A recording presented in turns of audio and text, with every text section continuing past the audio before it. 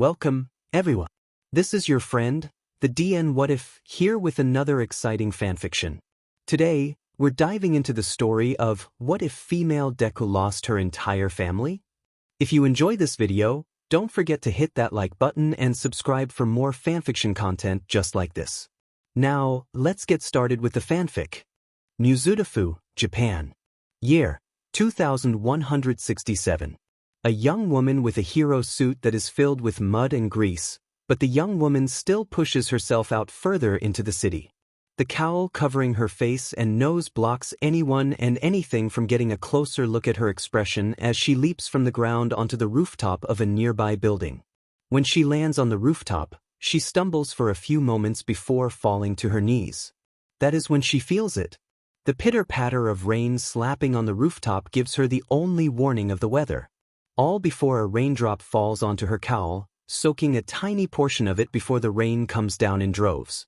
Standing up slowly, the young woman pushes her body to the limit and gets back into a standing position before she falls to a knee once again before beginning to breathe heavily. Her vision swims as she remembers the battle that she had been a part of just before this moment. Her chest rises and falls as the suit begins to obstruct her ability to breathe properly. Crawling back towards a portion of the rooftop covered in an umbrella, she leans herself against the wall. Her vision blackening at the edges as she shakes her head, the only thing on her mind is that she needs to find the one person who caused all this needless destruction. Looking all around herself, one question comes to mind. And it's not something she'd ever thought of before due to how her mother tried to stop her from achieving her dreams. Shaking her head, the young woman moves again. This time with more purpose than ever before. Leaping from the rooftop onto another, the young woman continues her journey. The more she ran through the broken-down city, the young woman found more and more dead bodies lying on the ground. The Battle of Jakku was the first sign that everything was failing. She had survived that battle with heavy injuries. Nobody was prepared for how fast Shigaraki Tamura was able to regenerate his injuries from everyone at that battle. And it was only a few days after the whole battle that Shigaraki Tamura, who held the quirk All for One, attacked Mizudafu, and nobody was prepared for it. The villainous man had fully assimilated All for One into his body and began his attack on the city. The very place that our heroine was literally leaping from rooftop to rooftop on her own at the moment. The people here had asked for a hero to save them here, and not a single one was here to save them when they all needed it most. The heroine leapt from one last building and touched down on the ground before taking in her surroundings. And a single thought entered her mind the longer she stared at the area around herself. Had I known that this would have been the consequences of accepting one for all, I probably would have denied it. The soft and fear-stricken voice muttered, "All this destruction. And for what? I couldn't even save them." The heroine mumbled, falling to her knees. Trembling hands moved to reach her cowl, before softly taking it off her head. Green curly hair fell out of the cowl in a ponytail that was quickly undone, showing how long it truly was as it reached her lower back. Dull green eyes stared out into the destroyed ruins of the city as her hands continued to tremble before they wrapped around her body in a bid to keep itself warm and prevent her from getting any colder. But it was all for naught as the sounds of an explosion happening down the road caught her attention as she stood upright in preparation to help those in need of it. Running down the street, she came across a scene that was out of a horror movie. Dead bodies laid on the ground, blood splattered across the pavement before looking at those who were responsible. A group of small-time criminals who had no qualms with killing held bags of cash. They were glancing around the area before their eyes found the young heroine who had stared at the bodies. Although they were small-time, the young heroine didn't even give them a momentary glance as they all aimed their weapons at her in preparation to kill her. I was too slow again, she thought before glancing over at the weapons pointed at her. Sorry, brat, but it's just how it is. We'll tell All for One where your body is so that he can transform you into a nom dash, the villain said, before black tendrils wrapped around all of them and squeezed them into unconsciousness. Once that was done, the young heroine looked out towards the city surrounding herself. Finding it all in ruins, she made to head towards the last place on the planet that she knew would be the perfect place to hide from it all for the time being. At least to try and keep herself rested and good enough to fight Shigaraki once more. running through the streets to the last known location of the UA fortress. It had taken to the skies after the whole month and a half that she'd been on the run. She'd perfectly hidden herself from the ones she loved as well as cared for due to her fear of all for one using them against her. By the time she reached the original area where the UA fortress was last located, she found nothing but rubble and torn pipelines that had used to belong to the school itself. Looking to the skies, she activated another quirk within her arsenal within One for All and took to the skies in search for the flying fortress. The wind pushed at her face as she kept her gaze looking everywhere in the sky for you. It wouldn't be much longer before she would find the school, what with it being dropped from the sky and having been on the ground near Mount Fuji. Landing just outside the school's limits, she entered the ruins of the school in search for the teachers and Principal Nizu. But she found nobody within the school, and upon entering the ruined school building she moved throughout the place. Memories of a time when they weren't as worried for villain attacks passed through her mind. Faces of students that had hope in their eyes, as well as the faces of the dead flashed in her mind's eye. Wincing at the memories, the young woman soon found the principal's office and opened the door hoping beyond a shadow of a doubt that the principal was still here. Upon entering the principal's office, she would find the place trashed much like most of the other buildings on the campus. Sighing to herself, the heroine would pull her cowl on top of her head and cover her already wilted expression and replacing it with a pair of glowing green iris poking through the cowl's eye slots.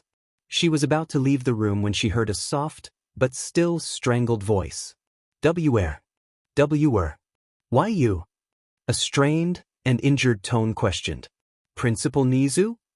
The heroine asked, looking back and finding a horrific sight. The principal was being held in the air in a crucifixion stance, his paws and feet nailed to the wall. She didn't even know how she didn't even notice it earlier since she was actively searching the room for him. But looking at the principal as of right now, she couldn't help but place a hand over her mouth to stop the bile from falling out and hitting the stone floor. "Where? And needed. You." The principal said, his final words forever making their mark on her mind. The principal of UA would die on the wall as the young heroine would pull the principal off the wall. Taking the nails out of his paws and feet, she would carry the now dead principal out of the room and towards the dirt and mud outside of the school. The vestiges of One for All appeared behind her, expressions on their faces showing care and concern for her falling mental state the longer she began to dig into the mud. The principal's body began to get wet in the rain as she dug a hole deep enough for him to be buried within and softly planted him inside. "I'm sorry. I just got back." The heroine mumbled softly before looking to her right. When looking to her right, the heroine would find the bodies of the UA teachers as well as students. It appeared that in a final last-ditch effort, they attempted to protect all their students from the villain attack on the flying fortress. Either that, or they died when the school had slammed into the earth. As she looked through the dead in order to bury them as well since she knew for a fact that they wouldn't be okay with not being buried. She would come across familiar faces, such as the Big Three, minus their leader, and all her classmates ranging from Todoroki all the way to Yaoyorozu. As she got to the last few students who were left to be buried, the young woman found herself staring at them in shock. She'd known how strong they were, not to mention how good their quirks were in self-defense. So seeing their bodies here with fear in their expressions hurt her a lot. Kneeling on the ground, she planted her palm into the hand of one of the very first friends she'd ever made at UA University. "Uraraka Ochako. And not UT too." The young woman mumbled, tears falling from her eyes. "Midoriya Inko. I should have listened. I shouldn't have left." The young woman said, the wind taking her cowl from her head. The tears falling from her eyes slapped onto the pavement with the rain. The rain was also hiding everything that was going on with her emotions, her shoulders shaking not from the cold but from grief. Looking to her right, she found the dead body of the boy who had turned on her when she was 4, a boy who had apologized for his actions early on in their lives to her. An apology that she'd never stated whether or not she forgave. She couldn't forgive him at the time due to how it came at the worst time possible for her to have heard it. What made it hurt more for him was how she never got the chance to tell him how she really felt. And now his head was on a pike, with ashes that remained of his body. She glanced around the area as her dead gaze stared out into the distance. Explosions happened across the city as the young woman stood back upright before glancing over towards where the grave of the others were full of dirt and mud. Placing her palms together, she prayed that they would forgive her for not coming back to save them before glaring off into the distance where explosions were happening. She took one step forward before a strange flash of light covered her vision, replacing her view of a tall man with a single arm, blonde hair, and a strange yellow aura surrounding him. The young woman didn't know who he was, but from the expression on his face she could tell that he was making a difficult decision. Shaking her head from the strange event, the young heroine stared at the explosions in the distance and spoke to herself, as though she were psyching herself up for a final stand against the villains. One more battle, Izumi. One more battle before you can meet your friends again. The young woman mumbled before gaining a little light in her eyes. As she took off towards the final battle that the young woman believed would be her last, the vestiges of One for All stared at her as she flew. Each one showed a lot of concern for how she was slowly turning extremely jaded towards heroism as a whole. All Might was the one who was looking the most worried for her mental state, since if she wasn't as focused as she should be, then this was all for nothing. All the sacrifices that her friends and his allies had made were for nothing if she couldn't keep her head in the game and defeat Shigaraki Tamura and those of the League of Villains. As Izumi flew through the air, she could feel the gazes of the vestiges in One for All. Her gaze stayed on the explosions happening across Japan before she spoke up to them all in a low tone. I shouldn't have been the one to hold One for All. Izumi finally said, as the other vestiges shook their heads. You are the only one who could bear One for All. A feminine voice replied. Then why is it that whenever I have ever used it, something bad happens? Izumi questioned, anger in her tone. Sometimes bad things happen, and there's nothing we can do to stop it. Only limit the amount of damage dealt to those around us. A gruff but low-toned voice replied. I should have been better. I shouldn't have taken so long to use One for All properly. Izumi stated, looking at her hands now. You didn't know how to use it. You went from having no quirk to having one in a matter of months, and even then, you were progressing with high speeds. A soft tone mumbled into her ear. It doesn't matter how fast I progressed with the quirk. All that matters is that my friends are dead because I couldn't save them with a power that was given to me. Kaken was right all those years ago. Izumi mumbled. Don't say that. What that boy had told you 2 years ago means nothing. Don't listen to those words. He told you himself that he was sorry. All Might's voice rang in her head. Sorry doesn't change 14 years of abuse and mental instability, All Might. All it does is place a bandage over a wound that has been there for years. Izumi growled under her breath. You don't know that. All Might replied, in a softer but scolding tone. I don't know that. All Might, you weren't the one who was burned, beaten, and mentally thrown apart due to a singular diagnosis. You lived in a time where being quirkless was common, the time I lived in. And currently still do live in. Nobody cares about the quirkless. They hate us on principle. Izumi growled, her anger flaring. That still doesn't excuse your actions of ignoring your friends when they were reaching out to you. All Might said with finality. As soon as those words were stated in her head, Izumi paused in the air. Her eyes were looking down at the people below, who were all screaming for a hero to help them before being disintegrated by Shigaraki Tamura, who had a sickening smile on his face. The dead green eyes looking down at Shigaraki Tamura slowly began to shrink in size just as a plan formed in her mind. If All for One wanted One for All in order to have his brother back, the man would get the quirk back. She'd powered up the quirk enough that if the man were to use the quirk as soon as possible, then he would destroy his body in order to even use it. But looking to Shigaraki Tamura, she found that the young man would be a perfect fit to be destroyed by One for All. After all for One's true vestige was inside Shigaraki Tamura, and the man would make his subordinate do everything in his power to collect One for All. Landing on the ground, Izumi showed herself to Shigaraki Tamura, who stopped what he was doing to stare at her. A sadistic expression taking over his facial features as the young woman stumbled her way over to him. The man slowly walked over to her as the young woman glared up at him with dead eyes that gave him pause. The two were now standing across from one another, All for One's original body slowly making his way from another direction. By the time both bodies of All for One and Shigaraki Tamura were in front of her, Izumi couldn't help but feel as though everything was going according to her plan. "What brings you here, Midoriya?" Shigaraki Tamura questioned, a sadistic grin on his face. "I have a feeling you are planning something, Midoriya, and please be a dear and tell us what it is." All for One questioned, a sick smile on his face as well. "I have come here to bargain with you both," Izumi said as she stared at both men. "A bargain, you say? And what do you have that we will actively take in order to sate your desires?" All for One asked, curiously. "One for all," Izumi said, finality in her tone. "Why would I take that pitiful quirk from your body? I already have the strongest quirk in the world."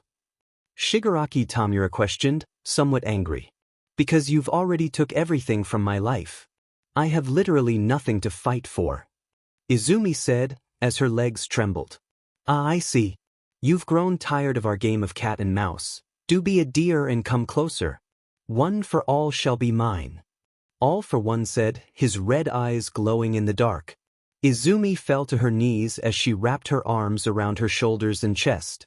The wind pushed past the two opposing forces as All for One and Shigaraki moved towards the young woman before planting their palms on her head. Feeling the power of One for All struggle to be taken from her body, Izumi let out a grunt of pain before actively willing the quirk to be pushed into both of them. The last thing she heard from the previous vestiges being All Might's words haunting her as well. "Young Midoriya? How could you do this?" All Might's voice rang out. "I'm doing this for the safety of the world," Izumi mumbled, just loud enough for both All for One and Shigaraki Tamura to blink at her. And in that moment of confusion, the young woman had slammed her fists into both of their stomachs.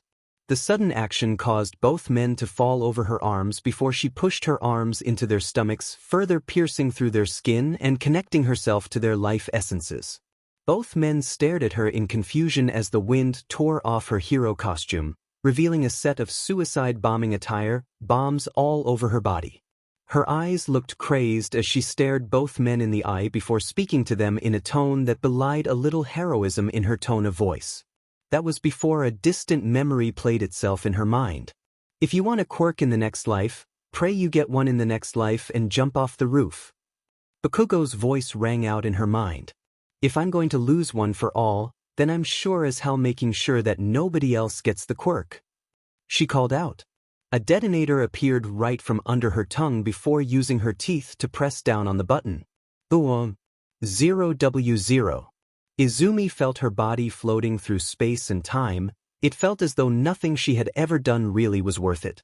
She kept constantly thinking about what could have happened had she learned how to utilize One for All at a faster pace. How if she thought for a moment on how she needed to spread the power through her body that she'd be better.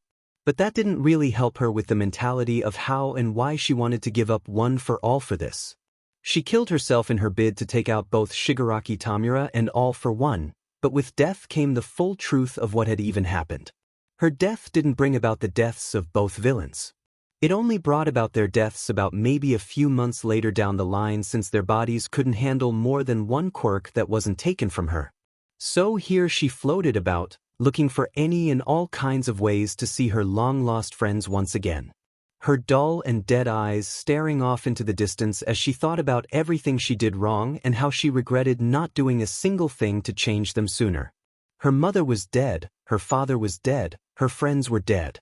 And the only person who saw her as a human being instead of someone to be looked down upon by others was dead as well.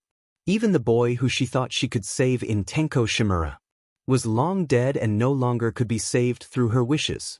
Curling up into a ball, she soon found her own vestige within the realm of One for All. Only this time, nobody else could hold on to the quirk since it was no longer capable of being taken or given away at any time. The previous wielders of the quirk stared down at her with not anger or hatred, just disappointment.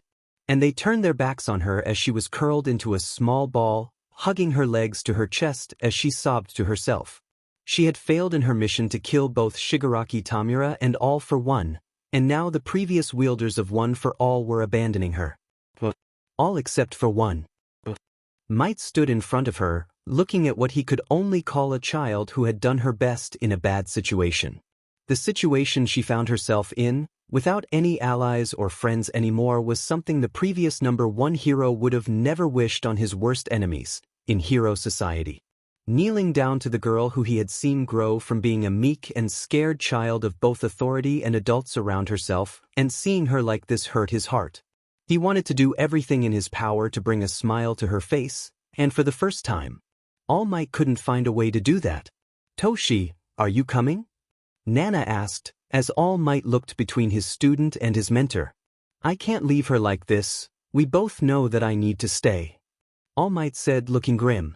Nana would stare at All Might for a few moments before nodding her head. She would leave into the darkness of One for All, allowing her presence to disappear so that she could assist the others in stopping All for One from the inside. All Might turned to look at his protégé, the young woman who had done everything in her power to end All for One and Shigaraki Tamura.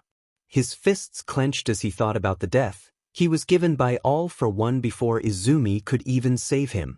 When All for One attacked, the young woman was still recovering in the hospital with no way to help at all, and this was the results of that. A young woman crying on the ground as her mission has failed, and there is no coming back from this. Sighing to himself, he knelt down and brought Izumi into a hug, his large arms pulling her into his chest. "Keikaken. He was right." Izumi sobbed as All Might blinked at those words. "What do you mean by that, young Midoriya?" All Might asked, confused. "There was no way I could ever become a hero. Everything I've ever done, it's all been for nothing." Izumi sighed softly, tears flowing harder. "You could have been a hero without a quirk, Midoriya Shoujo. You already saved multiple lives," All Might said, looking at Izumi with concern. "Yeah, but that was with One for All. I haven't saved anyone's life without one," Izumi said, her grief increasing further. All Might couldn't think of anything else to say, seeing as how his words were just making things worse. He settled to hug her tighter. And from what it appeared, the young woman appreciated his action alone as he continued to tightly hug her. And as Izumi felt her grief worsen more than it ever had until this point, she felt a small tug at her mind and metaphysical body within One for All. That was before she watched All Might lift her into the air, where the tugging sensation was happening as the man smiled at her with nothing more than the appreciation he held for her. "It's not your time yet, Midoriya Shoujo. I think you should really take a look at everything around yourself," All Might said. Izumi blinked at those words before she woke up in the middle of a large crater. Looking in all directions, she found the crater which she sat within was around 12 meters deep, and she could see the bodies of All for One and Shigaraki Tamura. She continued to blink in confusion before she managed to get out of the crater itself and took in the surroundings of what remained of Mizutofu, Japan. Placing a palm over her mouth, Izumi couldn't help but feel even more grief after seeing that she might be the only person left in Japan at this point, seeing as how it was entirely silent. The rain continued to pitter-patter around and on her body as she fell to her knees. "Even my suicidal attack. One meant to kill both myself and those two. Failed," Izumi muttered, punching the ground in grief. "Even when I try to actively kill myself, I can't even do it fully," Izumi said, tears falling from her eyes once more. She would punch the pavement below herself over and over again until her fists were covered in blood. Her body trembled as brief flashes of the dead bodies of her friends and family passed through her mind and eyes. That was when she found a nearby building and stood upright. If there was one last thing she could do, it was to actually die without having to see her failure. Climbing to the top of the building, her grief reaching a breaking point for her sanity to even hold back, she would stare at the ruins of Mizutofu. If you want to be a hero so much, there might be a way for you to do it. Just pray you get a quirk in the next life and jump off the roof. Katsuki's voice rang in her head again, about 2 years younger. At this point, death is a much better end than being at the mercy of two complete evil BSs. Izumi mumbled, before leaning off the edge of the building. Turning her back towards the ground, because she didn't want to see how fast it would take to reach the ground, she watched the sky. Time seemed to move in slow motion, seeing as how as she fell the rain began to slow down to the point that she could actively see it happen. Blinking her eyes in wonder, She stared back up at the sky once again, ignoring the strange feeling of time slowing down to a snail's pace. Looking at the clouds, she could only wish that if she were to be reincarnated into another world that she had the power to actually be a hero instead of being a complete and utter failure. By the time her grief reached its breaking point, the world around her resumed. Just before her body would reach the pavement, however, a portal looking like a jagged lightning bolt appeared where she was falling. And her body fell right through it, taking her body, mind and spirit away from the world that caused her so much pain and misery. Pepper Town, Earth, age 780.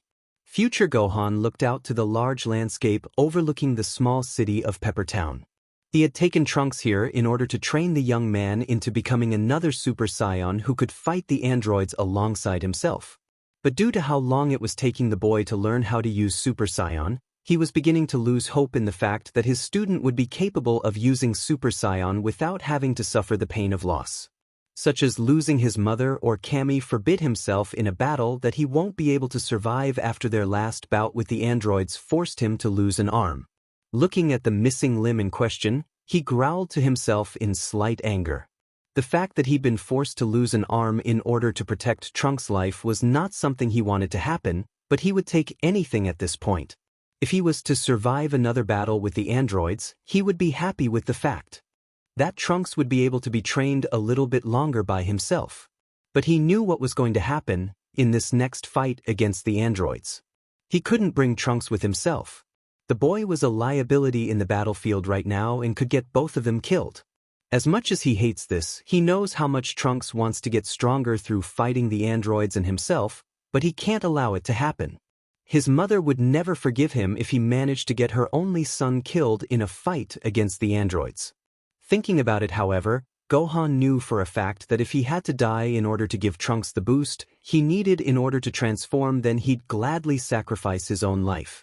He'd been fighting the androids for over a decade now, and it just seemed as though that there was no end in sight for whether the androids could be defeated. At this point in time, Gohan had been trying to get Trunks to transform into a Super Saiyan for the first time. He tried to get the boy to think about losing his mother, trying to get the boy to get so furious that he'd transform on principle. But nothing seemed to work. The young man fell to his knees in exhaustion from trying to power through the barrier that kept him away from attaining Super Saiyan. Looking out to the city of Pepper Town, the two would reminisce on past battles between themselves and the androids in search of a way to get him to transform faster. "Hey Gohan, what was it like when you transformed for the first time?" Trunks asked as Gohan blinked. "The first time I transformed into a Super Saiyan, I just lost Piccolo. The Namekian man had been like a father I never had. Ironic that my own father couldn't be saved from a heart virus and the second father figure in my life was killed by androids," Gohan said, before coughing a little. The anger, the rage, and sadness poured through my entire body. It was like something was being lifted, as though a barrier that was blocking me from a large pool of energy within my grasp was opened. And I grabbed onto it with everything that my body could produce, Gohan said, as Trunks thought about his next question. "What should I do in the event that you die? I won't be able to get as strong as you are without a training partner," Trunks said as Gohan nodded. "That's the problem. Once Bulma has that time machine fixed right up, you can get those training partners," Gohan said, as Trunks watched his mentor in suspiciousness. Are you planning on dying to the androids?" Trunks asked as Gohan shook his head. "My plan is to make sure you are capable enough to fight against the androids on your own and survive," Gohan said with a smile. Just as Gohan was about to continue to talk again, a loud explosion overtook Pepper Town. Both Saiyan hybrids stood up in shock at the devastation of the city. They could sense the energies of those who lived there suddenly being wiped out. What the two of them realized, however, was the sheer speed of which the deaths were piling up within Pepper Town, and Gohan immediately transformed into a Super Saiyan. The anger and hatred he felt towards the androids causing the transformation immediately as he glared at the city being destroyed in the background. Trunks stood next to him, powering up to his own maximum before Gohan stood upright. "Don't worry, Gohan, I'll be right by your side," Trunks said, pumping his arms. "Not this time, Trunks," Gohan said, as he stared at the city still being destroyed. What? But why? Trunks asked, hurt and feeling betrayed. Your mother would kill me if I got you killed in this fight. This specific fight is no longer yours, it's mine own. Gohan said, staring at his protege. How do you expect to do much to the androids with one arm? They took it in the last fight. Trunks questioned, incredulously. I don't want to lose you. Gohan yelled in Trunks' face, and planting his palm on the boy's shoulder.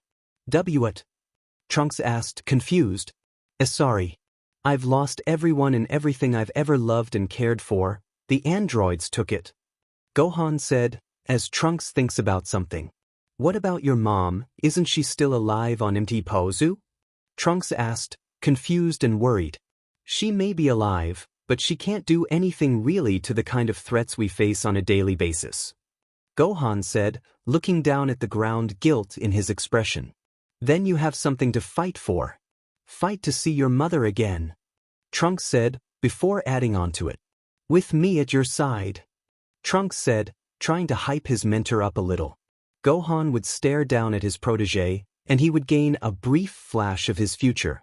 Him being able to eventually defeat and destroy the androids. Gohan's presence is no longer there since he has already died against the androids, most likely in this attempt. Thinking about it, he thinks that Trunks being able to fight the androids on his own in the future after his own death is something he will have to live with. And he decides to deceive Trunks. Alright, you win. Let's get those beasties. Gohan said, as Trunks took his attention away from his mentor who raised a palm. Yes. I won't let you down, Trunks said, before feeling a pain on the back of his neck. The attack caused Trunks to instantly be knocked out, falling forward only to be caught by Gohan's hand on his collar. Slowly placing the boy on the ground, Gohan stared off at Pepper Town as the destruction was reaching its apex. Taking a deep breath, he looks back to his unconscious student who had his fists still clenched from the excitement of being capable of joining his mentor in another mission. He then spoke in a soft but broken tone of voice. I'm not strong enough to take on this threat, Trunks. You are the Earth's last hope. If we both fail here, then the Earth has no other fighters left to defend it. It'll all be up to you after this fight, since I don't plan on going down without a fight. Gohan mumbled as he flew off towards Pepper Town. Over in Pepper Town, two humanoid beings were seen terrorizing the populace of Pepper Town itself. They fired beams of energy through their palms and fingers as though it were child's play and killed without a single hint of mercy. One of them even grabbed a car and began to run down some of the last few survivors of the town before finally stopping and walking over to their ally, who was sitting on a piece of rubble before speaking to one another in a clearly amicable fashion. You know what? I'm bored. The black-haired individual said, blasting a poor person to smithereens. What? Thought you were the one who wanted to kill them.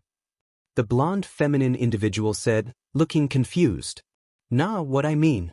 I'm tired of this whole world destroyer shtick, you know. The young man said, before blasting yet another person. It's just that boring. He stated with sadness in his tone. Oh, and what do you plan to do after we kill everyone here? The woman questioned, before pointing a finger behind her as a man crawled out of the rubble. I plan to be a park ranger, saving animals and killing poachers. The young man said with a sadistic grin on his face. You want to range a park? The woman said, before blasting the man in the rubble. That's the most idiotic thing I've ever heard from you. The woman giggled. Hey, it's better than becoming a fashy dash, the young man went to say before being kicked in the face. His body was sent flying into a nearby building before he would fall a few floors back down to the ground floor. As soon as he hit the ground floor, with a large dust cloud emerging from the entrance of the building, a figure lowered themselves onto the ground. 18, the woman that the young man had been talking to, had begun to laugh hysterically as she pointed at the young man with him walking out of the building, shirt torn and his face angry. Ha! Your shirt, it's torn. She called out, laughing. Gohan? You're still alive? Android 17 questioned with a sadistic grin. Kill him, full power. Go. Android 18 said, smiling at Gohan. None of you are leaving here alive. I'm stronger than I was before. And I've come here to put you both in your rightful place, in the ground. Gohan yelled, powering up. Sorry to say this, Gohan, but you coming at us all asymmetrical like that. It's just wrong. 4 arms are better than 1. 17 stated with finality, entering a combat stance. Not one death will go unaccounted for, not one. Gohan yelled, powering up as much as he could. 0W0. Gohan and the androids would fly towards one another, Gohan landing a punch to 17's face, knocking him back.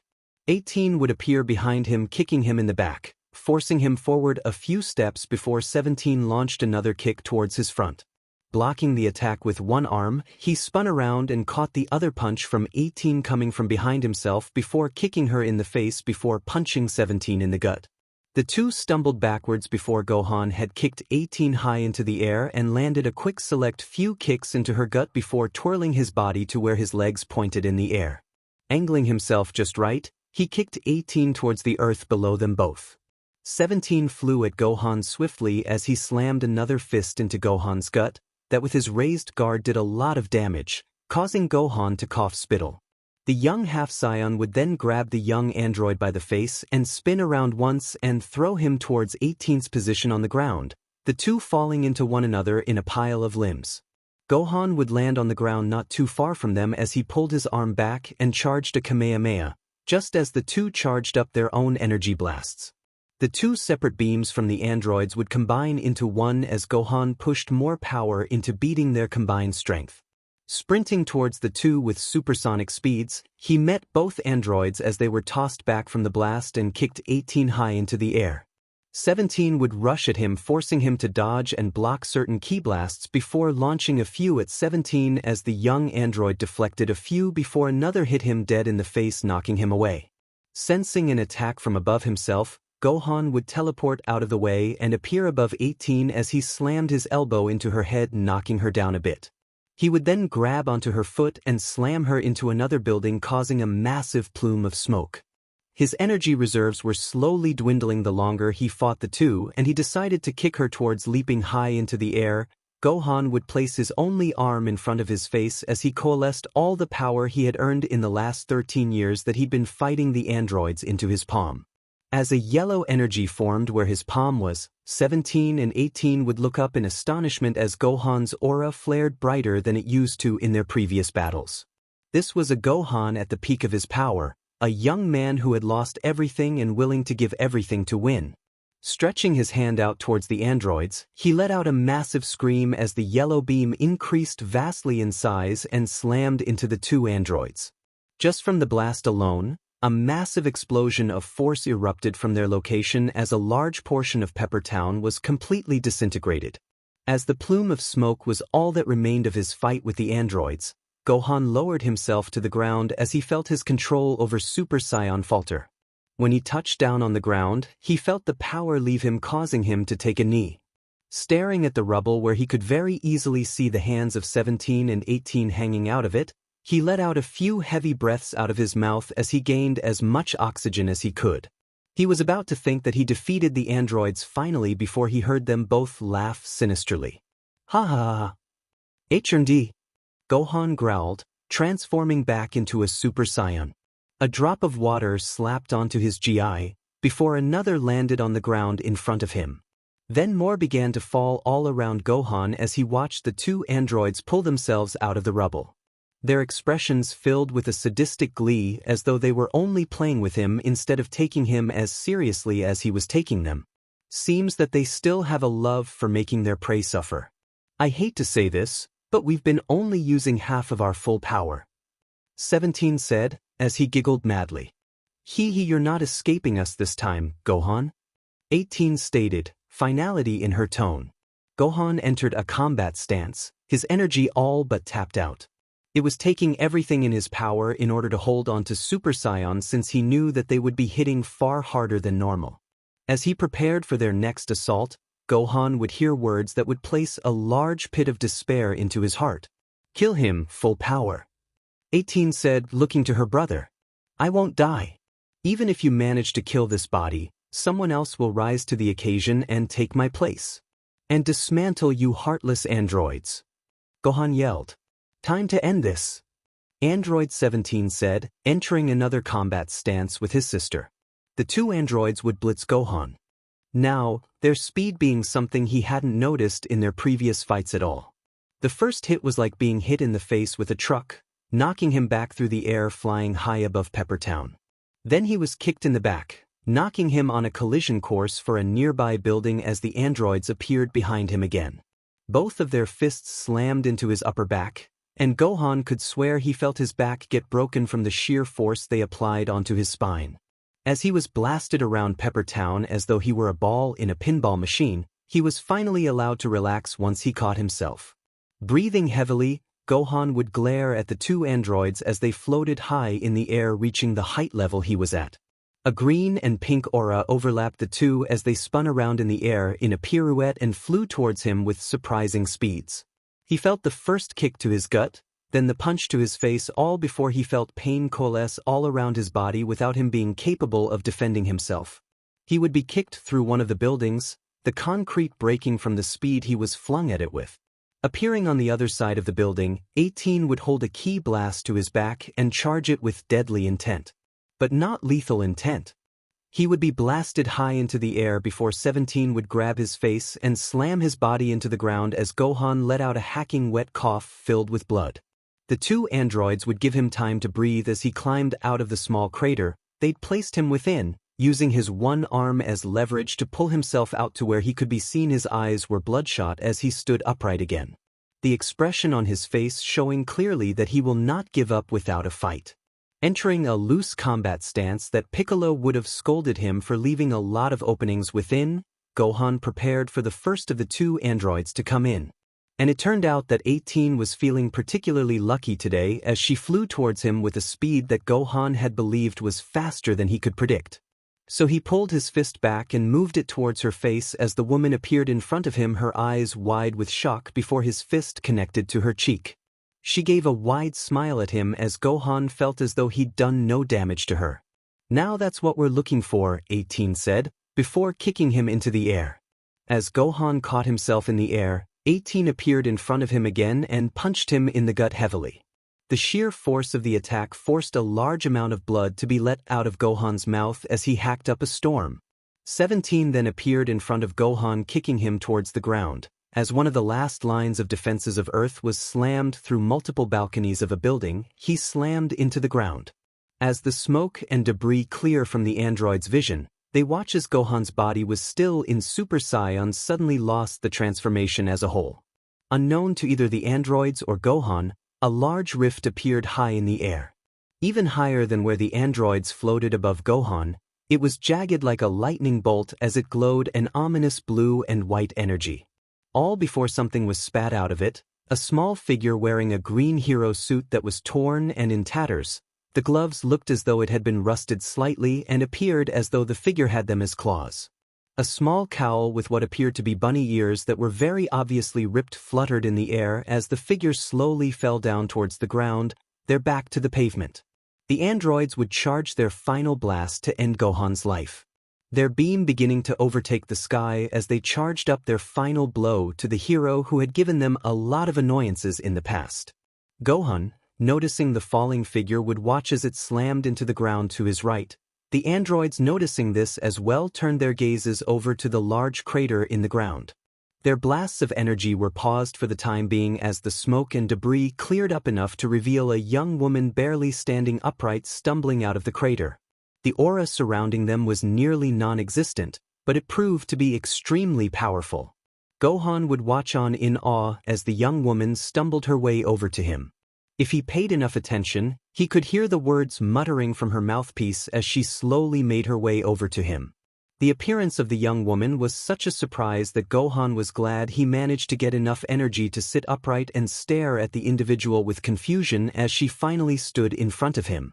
If he had to say anything, she didn't look like much due to her diminutive appearance being at the height of at least Trunks' overall height.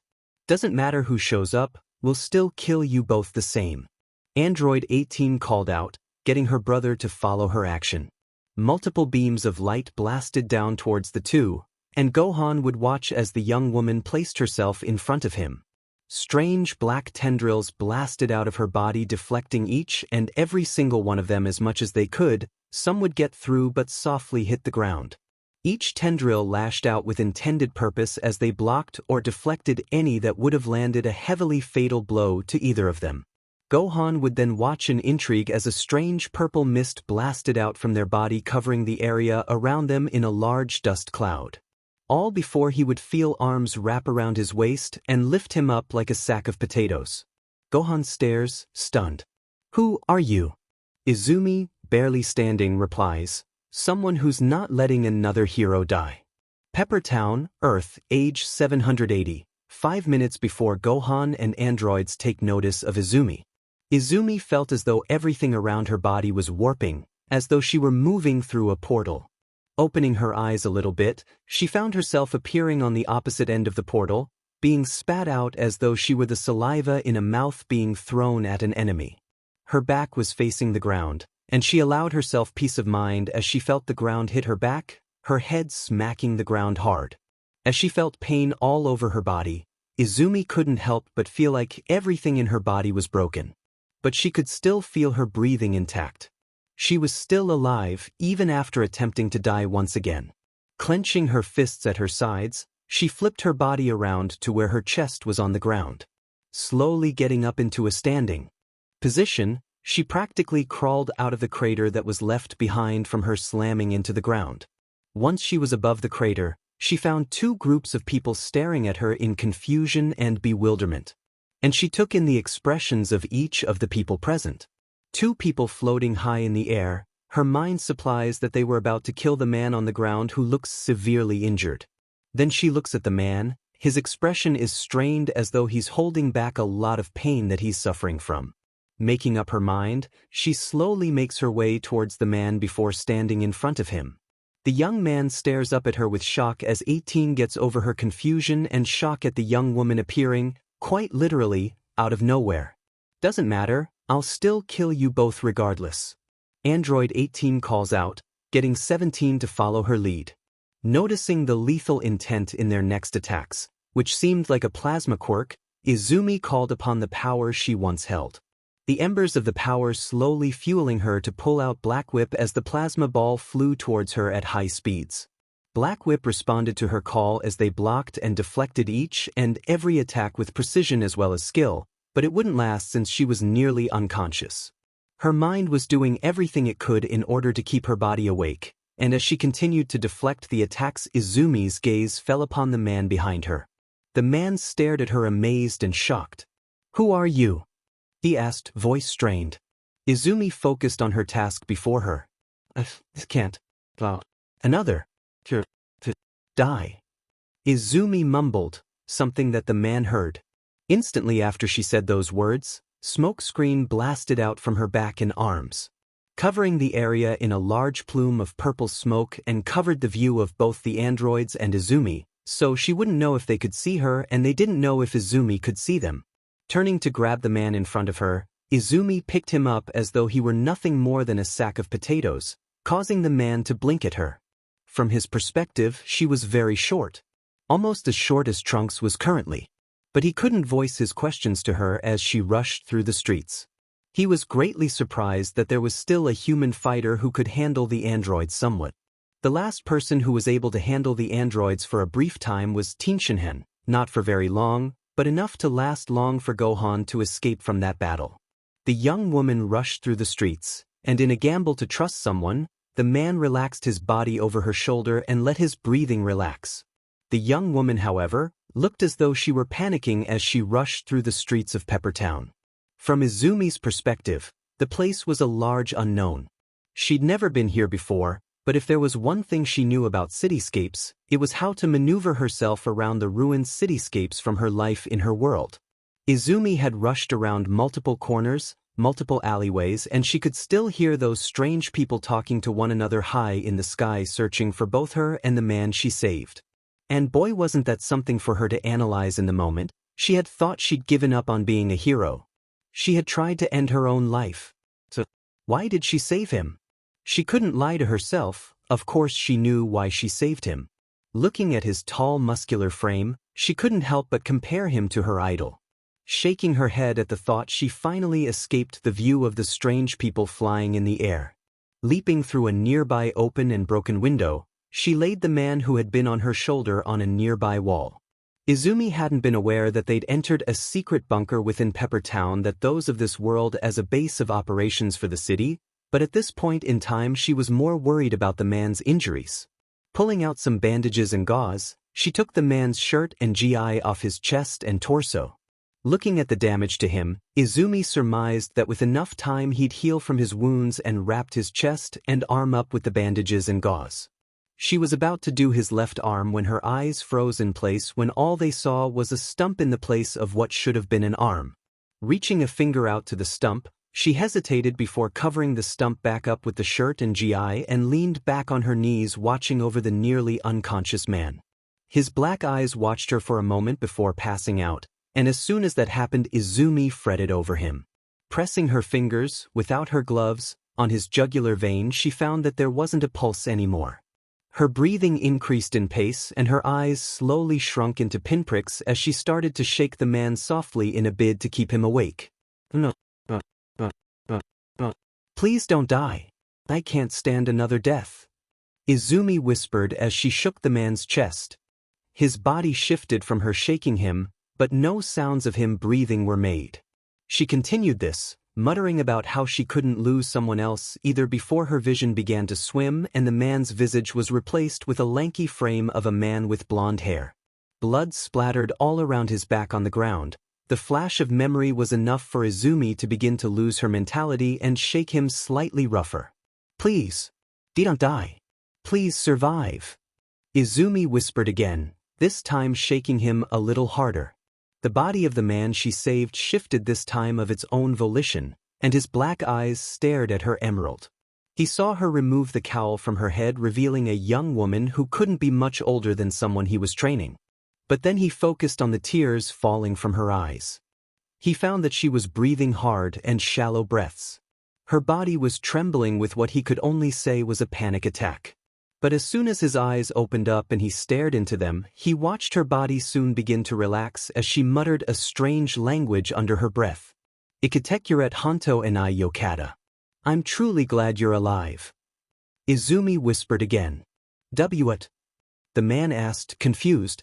Kamisama, arigato. Ikitekuret yokata. Thank you, God. I'm glad you're alive. Izumi mumbled again as she leaned back against the wall. I don't understand what you're saying. The man said, as Izumi cursed herself mentally. Sorry. I'm glad you're alive. Izumi said, her English broken. Ah, so you were speaking in another language. The man said as Izumi nodded, hugging her legs to her chest. Can I have the name of my savior? The man asked, as Izumi looked at him. Before she could even give her name, the door to the place was slammed open. Izumi, in a small bit of fear and worry, leapt in front of the man and covered his prone form with her own body as she stood over him protectively. That was, until she heard the sounds of two voices speaking. Gohan? Where are you? A voice called out. I'm getting a residual energy coming from this way. It's probably Gohan. A feminine voice retorted. Izumi entered a combat stance as she stood protectively over the man, probably named Gohan in her view. And as soon as the two individuals entered the room, Izumi blinked at their appearance. They were most definitely not the two individuals who had nearly killed the man behind her. One of them was a woman who looked similar to her own mother in appearance for age, although she kept herself in shape and had blue hair and eyes rather than green eyes and hair with a plump body. As for the boy with her, he looked to be at least a year or two younger than herself, with purple-colored hair and eyes. His gaze swam through the room, searching for his mentor, before his eyes laid on her. Her cowl had been placed back on as she stared at the two with a protective aura surrounding her as she stood over Gohan. The young man immediately stared at her and hid the woman behind him protectively, maternal, and Izumi realized that the boy was with his mother searching for the man behind her. The boy would call out to her though, garnering her attention. Who are you? And what did you do to Gohan? The boy called out, pulling a sword from his back. Izumi blinked at that, before her vision swam again, this time her body not being able to hold itself upright. Falling to her knees, she finally realized how much sleep she'd failed to get over the last few hours as well as days. As her body was slowly forcing her to relax, her face slammed into the pavement as she passed out from both her injuries and exhaustion from using her quirk for too long. The young man would watch as she fell to the ground, his mother rushing over to the young woman before checking up on her. She's alive, but it seems as though she's exhausted. Get Gohan and let's get out of here, before the androids get back. The woman said as the boy retorted back to her. Will do, Mom, he said, rushing to the man. 0W0. Izumi found herself deep within the realm of her mind, the vestige realm of One for All to be exact. Her gaze was looking all around herself, her mind looked as though it were fractured from how broken everything appeared.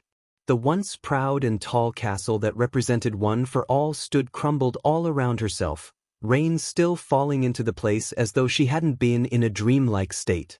That was when she felt the presences of the previous bearers of One for All. They slowly walked out from the shadows, the expressions on their faces all filled with fury and hatred. And it was all centered on her. Well, aside from two. All Might and Yoichi were standing on both sides of her, in a protective manner.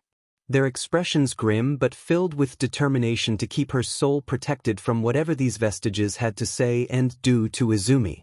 The first one to speak was Nana, the woman who Izumi had seen as a secondary mother. And she couldn't help the guilt that pounded in her chest as she watched the woman stare at her in disgust and hatred. Her voice as it spoke to her was filled with venom and hatred as well, with a small undertone of both disappointment and disgust. We trusted you, and what did you do? You tried to kill all of us? Nana growled, her fists clenching in fury. I couldn't think of any other way. What was I supposed to do? Izumi asked, tears threatening to fall. You could have not tried to give One for All to both All for One and Shigaraki Tamura. But instead, you did that and blew yourself up afterward? Are you insane? Did you actually forget that they both have super regeneration quirks? Second yelled. There was no other way. Izumi mumbled, the guilt heavy in her expression. You could have just fought them yourself. You had the power to kill both of them. Daigoro growled, his voice filled with disappointment. I may have had the power to do it. But I. Izumi went to state before being interrupted. We don't want to hear any excuses. You had the power to kill them with One for All. So why didn't you? Third questioned, his tone filled with fury. I wouldn't have the strength to fight. I couldn't fight after not sleeping for days. Izumi said, trying to defend herself. Not excusable, you had the power to kill them. You had the stamina to keep going for multiple more weeks before falling unconscious to exhaustion. Want to try again? Nana questioned. There was nothing I could have done. I wasn't strong enough to fight both of them at the same time. Izumi finally said, curling up on the ground, tears falling from her eyes freely. You are not worthy of One for All. Second stated, his tone final. You are wrong about that, Second. All Might's voice chimed in. Oh really? How so? Because she got all of us killed. Second yelled in All Might's face. Because she still showed that she deserves the power, whether or not you see it. She saved that man from dying in such a fashion that was sure to get his own protege traumatized for life. All Might retorted. Wow, she saved one person. Where was she when everyone else needed her help? Third questioned, glaring at All Might. You all know where she was when everyone needed her. She was recovering within the hospital after the Jacka fight. There was quite literally nothing she could do to stop that from happening. Yoichi's voice rang out as he stepped forward. You're taking her side? Why? Second yelled, angrily. Because she actually managed to do what we all couldn't. Yoichi said, as Second paused for a moment. What would that be? Nana questioned, anger evident in her tone. She killed both Shigaraki Tamura and All for One. Yoichi said, a soft tone in his voice. The vestige realm stayed silent after hearing that bombshell of information. Daigoro was about to question how Yoichi knew, but Yoichi showed them all a vestige that had not come with them but a vestige that revealed what happened back on their world.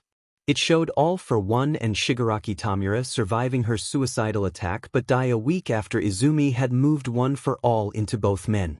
The power of One for All was so Strong that whenever they used the quirk it caused their bodies to become unstable, and whatever heroes were left managed to defeat the two quite easily, ending with both villains exploding in a large white light. Izumi watched in awe, her final gambit. Her final gamble.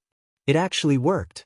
Izumi looked over at Yoichi, who had now knelt in front of her, a hand reaching out to her as she froze slightly at his extended hand. She would stare at it for a few moments before her palms softly grabbed onto his own. Hauling her up to her feet, he had her standing next to him with a smile on his face. All before he spoke again. You'll be waking up soon. No matter what the others say, you have my full permission to use everyone's quirks to protect this new world you are in. Yoichi said with a smile. Remember this always, Midoriya Shoujo. A true hero never falters in the sight of villainy. Not only that, but a hero always gets back up no matter the situation. Just like you have. All Might said, as Izumi was pulled into a hug from the man. I'm sorry. Izumi mumbled. Just as the vestige realm was breaking apart, a sign she was waking up, All Might gave her a few parting words. There's no reason to apologize after all. It's not your fault everyone died. Remember that. All Might said before Izumi woke up. Capsule Corporation Medical Bay, age 780. Izumi woke up with a start, holding a palm over her chest as her breathing was skyrocketing. As she settled her heart down, after a few minutes of catching her breath, Izumi glanced around the room she was in. The place looked somewhat run down, but the smell of antiseptic and a clear hospital presence caught her breath in her throat as she glanced around the room itself. All before her gaze fell upon the boy leaning against the wall on the other side of the room. Moving herself to stand upright, she felt a palm on her shoulder. Looking to her right, she found the woman with blue hair and eyes staring down at her. It brought a strange feeling to Izumi the longer she stared into the woman's eyes and appearance. All before a brief flash of her own mother's dead body appeared where the woman sat. The still expression, not shock, not fear. Just a plain expression on her face with blood falling out the side of her mouth caused Izumi to breathe in quick short rasps. Flinching at the woman's appearance, Izumi scuttled to the back of the bed, back against the wall, as the woman held her hands out in a way that reminded Izumi as though she were being treated as a wild animal. It's all right, you're safe. Nothing is chasing you anymore, we're in my building. Can you tell me your name? The woman asked, as Izumi stared at the woman. The brief flashing of her own mother's dead body in the woman's place suddenly stopped as soon as Izumi stopped comparing the woman to her own mother. Taking a deep breath, Izumi let out a shaky exhale before speaking in English. "I'm Midoriya Izumi," the young heroine said, as the woman smiled at her. "Nice to meet you, Izumi. My name is Bulma, and welcome to Capsule Corporation," the woman said, introducing herself.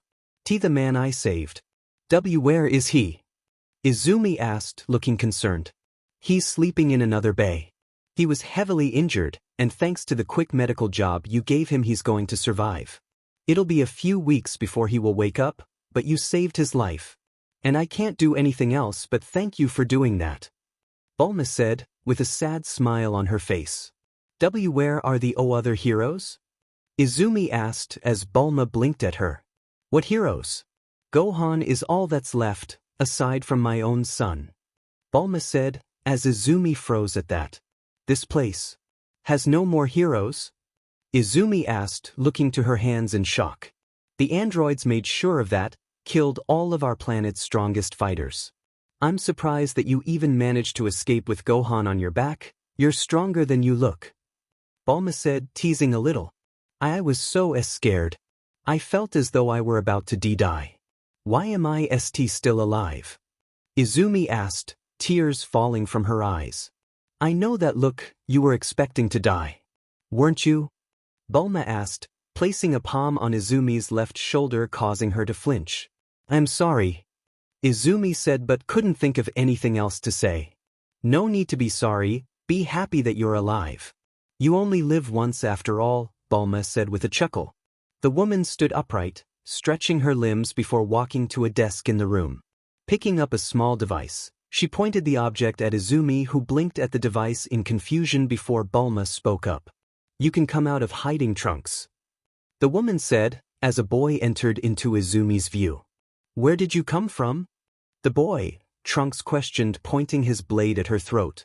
The tip of the blade poked at her neck as Izumi gulped slightly and raised her hands in the air. Her breathing increased a little bit as the boy restated his question. "Where did you come from? Who do you work for?" The boy growled, poking her throat a little, the threat known. "I'm not from here," Izumi said, her tone filled with fear and loss. "Yeah, we know, the readings on Mom Scouter are stating that your energy isn't like ki," Trunks said, as Izumi blinked at them. What are the readings?" Izumi asked as Bulma chimed in. "It says your power level is 1.25 million. Higher than my son's but not by much. We just need to know why your energy seems alive," Bulma said, clarifying what Trunks was questioning. "That's my quirk," Izumi said as Trunks blinked at her. "Quirk? What's that?" he asked, lowering his sword slightly. "It's an ability that humans, I think from where I came from, have when they reach the age of 4. Izumi said as Bulma blinked at that. "Quirks are your world's version of superpowers?" Bulma asked, curious. "Yeah, those who are born have an 80% of being born with a quirk," Izumi said as Trunks noticed the percentage. "What about the other 20%? he asked, raising his blade again. "They're without quirks, or quirks that have faded with time," Izumi said as the boy lowered his weapon. "How did you get here?" he questioned, his face scrunched in confusion. I don't know. I jumped off a rooftop in order to. And I showed up in that town," Izumi said, looking at both of them. None of them said a word after that, Trunks actively leaving to check on his mentor. Bulma stayed around her to do some final tests to make sure that Izumi was back in full health, all before she made her own exit. Izumi looked down at her hero suit before finding it neatly folded up with her other items on a chair to the right of her bed, and picking up the items Izumi found that they were still slightly worn and broken. A small puff of air left her mouth as she opened her backpack, pulling out a small screwdriver in order to open the panel on her glove. "I should probably fix some of this," Izumi mumbled. The door would open again as the boy, Trunks, poked his head into the room, finding her fixing her equipment. His gaze stayed on her before he spoke towards her, a tone that was filled with suspicion but layered with a protective undertone. "I don't trust you right now, actions speak louder than words. Meet me outside tomorrow, I'll test your mettle then," Trunks said, before closing the door behind him. Capsule Corporation, West City, age 780. The night was long and arduous, but Izumi had managed to get some modicum of sleep. Even if said sleep was fleeting at worst and a couple hours of good sleep at best, she woke up feeling more tired than she had ever been before. Trunks' words from the night previous rang in her head, his proclamation a test of her mentality as well as what she wishes to be within their world. He will gauge whether or not she will be a threat to Bulma and Gohan, not that she ever showed herself to be much of a threat to both of them at all. Sitting upright in bed, she had wrapped her hands in bandages, something she'd done in the past to get over her chronic aches. They were therapeutic for her. Since the sports festival, Izumi had chronic pain in her hands because of her reckless action of breaking her fingers and hand in order to save a young man who was now dead. As she wrapped her hands in the soft fibers, she would see the brief flashes of the young man's face as he smiled at her. The first young man who she felt as though she had been falling for until the Battle of Jakku, where he'd broken formation and gotten himself killed. Endeavor hadn't been the same since that day. As soon as she finished wrapping her hands in the bandages, Izumi stood up. Looking out the window, she found that the sun still hadn't come out as of yet, meaning she woke up before the sun would rise once again. Sighing to herself, she left the building and leaned on the balcony as the young woman thought about her life leading up to this moment. For the longest time she'd wished to be a hero. She'd actively tried to become a hero through UA by holding All Might's quirk, one for all. And after everything that she'd fought for, she had nothing to stand for, nothing to protect anymore. She would stay leaning against the balcony rails until the sun would begin its ascent into the sky. Looking at the sky, she would watch the sun begin its ascent before muttering to herself, "I cannot be what they left behind. but I'm not sure if I can be the hero I've always wanted to be." Izumi mumbled, a stray tear falling from her eye. Entering the room once more, she found her cowl, which looked to have been cleaned recently. Grabbing the item, she decided to place it over her own head without having to wear the suit itself. Putting on a long-sleeve t-shirt as well as some yoga pants within the dresser, Izumi left the room whilst looking as though she were about to do a light workout. Just before she would close the door, however, she found her yellow backpack sitting on the ground. Her green eyes found it before walking back into the room for a moment and pulling out her sketchbook for heroes. Pulling a pen out from her backpack as well, she sat at the desk within the room. Placing the sketchbook on the desk, she began to draw what her imagination wanted to make for herself and those around herself. As it would turn out, she would make a drawing of Gohan. In the moment she had saved him from certain death. The man was pictured laying down on the ground, a piece of rubble from a nearby building holding him upright as he stared at the androids with defiance. Then, she drew the androids floating high in the sky, above Gohan's position from the ground with their hands glowing ominously. The more she drew, the more the memories of that night filtered into her mind. Each and every moment, every single move she'd made to keep the man safe, as well as the small minute amounts of damage she took in his stead. All the way until she finally met Trunks and Bulma, the two people who were looking to become very close to her in the future if she wasn't careful enough. I shouldn't have to worry about them, but I'm scared of what could happen if I even open up to them. I would get them killed. Izumi thought to herself, lowering her pen sketch finished. Walking out into the courtyard of Capsule Corporation's territory within West City, the air was cold. The wind rustled her hair under the cowl she had on her head, and she took a deep breath before letting it out, a small white cloud coming out. The morning air bit at her ankles.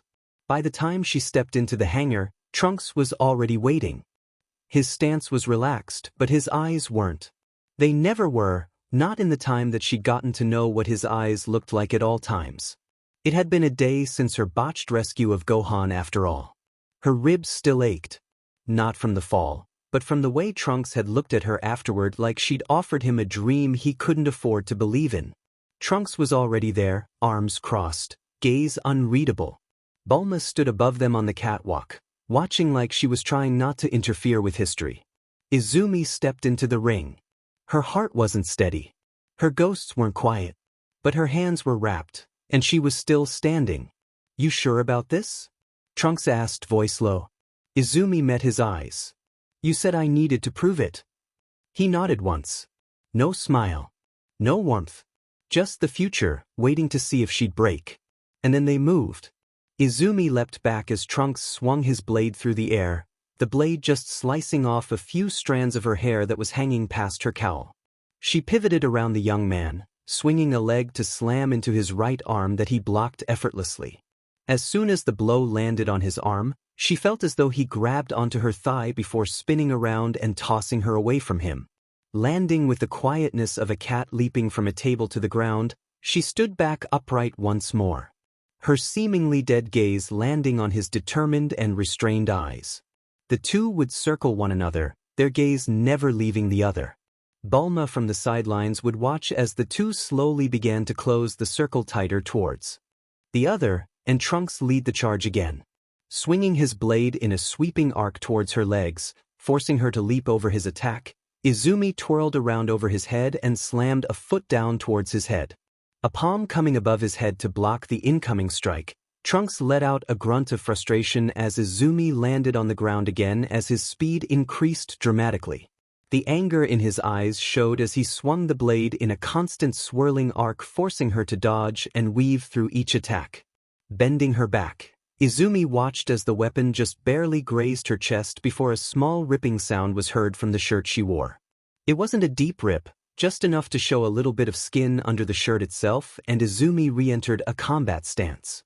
Lowering her body towards the ground, Trunks entered a defensive stance himself, his gaze hardening as Izumi this time lead the charge, leaping into the air doing a small spin before slamming her foot downwards. Trunks lifted his blade into the air and blocked the attack, a resounding clang entering the hangar. Izumi leapt away as she touched the ground again. Trunks used that moment of reprieve to rush her, catching her off guard if the look in her eyes slowly shrinking was anything to go off of. Swinging in multiple arcs, Trunks made sure to keep his range extremely close as Izumi was forced to move backwards in quick succession. She wasn't watching where she was going and tripped over a piece of rebar sticking out of the ground, causing her to let out a startled yelp and falling back to the ground. Trunks seized the moment and rushed in, his blade swinging in an arc and stopping near her throat. He had his gaze on Izumi the entire time, and what he saw wasn't anything to be worried about. Seeing as her arms moved up to block the hit. It wasn't the body language she had that tipped him off that she wanted to live, it was the tone of whisper she used when she muttered to no one in particular. "I meant every word." The blade hovered. Izumi didn't flinch. Her arms had moved to block. Yes, instinct, survival, but her voice was what stopped him. "I meant every word." It wasn't loud. It wasn't defiant.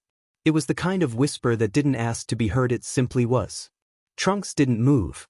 His blade trembled, just slightly, like it had forgotten its purpose. Izumi lay still, breath shallow, eyes locked on his. She didn't look afraid. She looked tired. Above them, Bulma's hand gripped the railing. She didn't call out.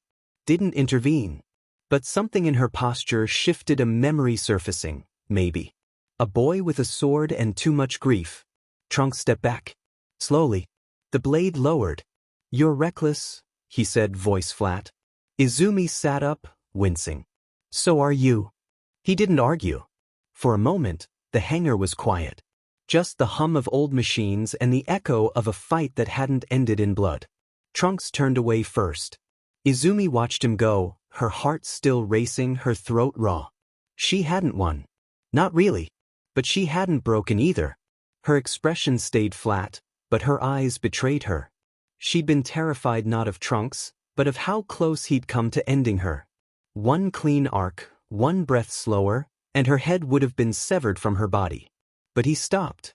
And Izumi couldn't help but feel she'd earned it. Not for losing the spar. For losing her world. For hesitating when it mattered most. For letting Shigaraki Tamura live when she had the chance to end it. The blade hadn't touched her. But the guilt had already carved its way through.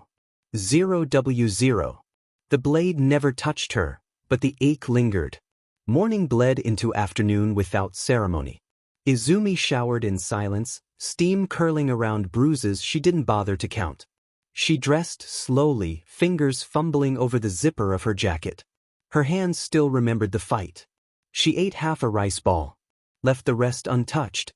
Capsule Corp buzzed around her, engineers, bots, distant voices, but none of it reached her. She wandered the halls like a ghost, pausing once to stare at a cracked monitor that flickered with old mission logs. She didn't train. She didn't speak. At one point she found herself in the garden, kneeling beside a patch of overgrown herbs. She didn't know why. The sun dipped low. Shadows stretched. And somewhere above, Trunks found his mother. The sun had long since dipped below the skyline, leaving Capsule Corp bathed in soft amber light and the hum of sleeping machines. Trunks stood outside the lab door for longer than he meant to. His hand hovered near the panel, not quite touching it. Inside, he could hear the faint clink of tools, the low buzz of diagnostics. He finally stepped in. Bulma didn't look up. She was hunched over a circuit board, goggles perched on her forehead, fingers stained with grease. "You're late," she said, voice even. Trunks didn't answer right away. He crossed the room, leaned against the far wall, arms folded. "She didn't flinch," he said. Bulma set her tool down. "I saw. I wasn't trying to scare her. You were trying to break her." Trunks looked away. "She let me get that close. And you stopped." Silence stretched between them. Bulma turned, finally meeting his gaze. "What did you see?" Trunks exhaled slowly. "Someone who thinks she deserves it. Someone who's still carrying the weight of a world she couldn't save." Bulma nodded, her voice softer now. "You know what that looks like." "Too well." She walked over, placed a hand on his shoulder. "You didn't swing. That matters." Trunks didn't respond. But his grip on his own arm loosened. "She's not ready," he said. "Maybe not," Bulma replied. "But she's still standing. And sometimes that's enough." The city didn't even know her name. Izumi walked with her hood-up, hands buried in her pockets. The hum of West City, even without most of its inhabitants, was quiet, but it was acceptable. Not only that, but it felt as though West City was pressing in from all sides. She wasn't claustrophobic or anything. It just felt a little tight. She kept to the edges, alleyways, quiet parks, the forgotten corners where no one looked twice at a girl with tired eyes. Her ribs still ached. Her throat was raw. But it was the silence inside her that hurt most. She found herself at a small memorial garden tucked between two apartment towers. No plaque. No names. Just a bench, a few lanterns, and a tree that had grown crooked from the wind. Izumi sat. She didn't cry at first. She just stared at the lanterns, watching them sway. The names of her friends filtered through her mind, replacing the ones on the lanterns. Bakugo, Uraraka, Tsuhida, Todoroki, Yamamo, and many more. Then came the ones where her teachers were placed on the lanterns, such as Aizawa, Kayama, Midnight, Yamada, Yagi Tashinori, and most importantly Midoriya Inko. I should have stopped him, she said to no one. I should have ended it before it began. A breeze stirred her hair. Somewhere above, a plane cut across the stars. Izumi closed her eyes. And finally she let herself mourn. The city was quieter at night. Bulma preferred it that way, fewer crowds, fewer distractions. She moved with purpose, a checklist in her capsule pad glowing faintly in her palm. Quantum stabilizers. Low-yield fusion cores. A replacement for the cracked regulator Trunks swore he hadn't broken. She turned down a side street, shortcutting through the older district. Her boots clicked against the pavement, echoing between shuttered storefronts and rusted capsule bins. That's when she saw her. Izumi sat beneath a crooked tree in a forgotten memorial garden, hood down now, hair loose around her shoulders. Her posture was still but not relaxed, like someone holding grief in their lungs and afraid to exhale. Bulma didn't speak right away. She approached slowly, her steps soft, her voice quieter than usual. Didn't expect to see you out here. Izumi didn't look up. Didn't expect to be seen. Bulma sat beside her, not too close. The lanterns swayed above them, casting long shadows across the stone. I used to come here, Bulma said. After the first time Trunks left. After the first time he came back. Izumi's fingers curled around the edge of the bench. Did it help? No, Bulma said. But it reminded me that I was still here. Silence settled again. Izumi finally turned to her. I let him get that close. I didn't move. Bulma met her gaze. You didn't flinch. That's different. Izumi's voice cracked. I thought maybe I deserved it. Bulma didn't argue. She didn't offer comfort. She simply reached into her satchel, pulled out a small capsule, and placed it gently in Izumi's hand. For the bruises, she said. And for tomorrow. Izumi looked down at the capsule, then back at Bulma. You're still here, Bulma said again. That's enough. For now. 0W0. Izumi slowly made her way back towards Capsule Corporation, her mind slowly coming to terms with the words Bulma stated. The fact that she was still here, and that it was enough, at least for now, felt extremely ominous to her. Were they going to get rid of her as soon as she'd finally met whatever requirements were needed to keep her within their lives? Was she going to be abandoned the moment her usefulness ran out? Would they kill her in a bid to make sure that she never is able to tell anyone about their location? Enough for now. What happened when she wasn't? Would they discard her once she'd served her purpose? Would they erase her, quietly, to protect their secrets? Would she vanish like the others, not in battle, but in silence? The more those thoughts entered her mind, the more it strayed from the mission to get back to Capsule Corporation. But her body walked all the way back without her even having to pay attention, thankful for that she entered the bedroom that had belonged to someone else and that now she lived in. She would stare at how empty it appeared, and the only thing on her mind was the fact that she could have won the sparring match between herself and Trunks. That was when her mind supplied her with questions pertaining to the sparring match between her and Trunks. Was I holding back? Did I trip on purpose? Am I really going to stay in this world? Is there any real way to return back home? And most importantly, what happens when I can't fight anymore? Those thoughts ran rampant in her mind as she sat down on the cot within the room. Looking to the window to her left, she found the sun slowly falling in the distance. Izumi was about to turn in for the evening when Trunks entered the room. His face was grim, but at the same time he gave her a slow but uneasy smile as he stood in the entrance to the room. "Just to let you know, you'll be joining me in training for the foreseeable future.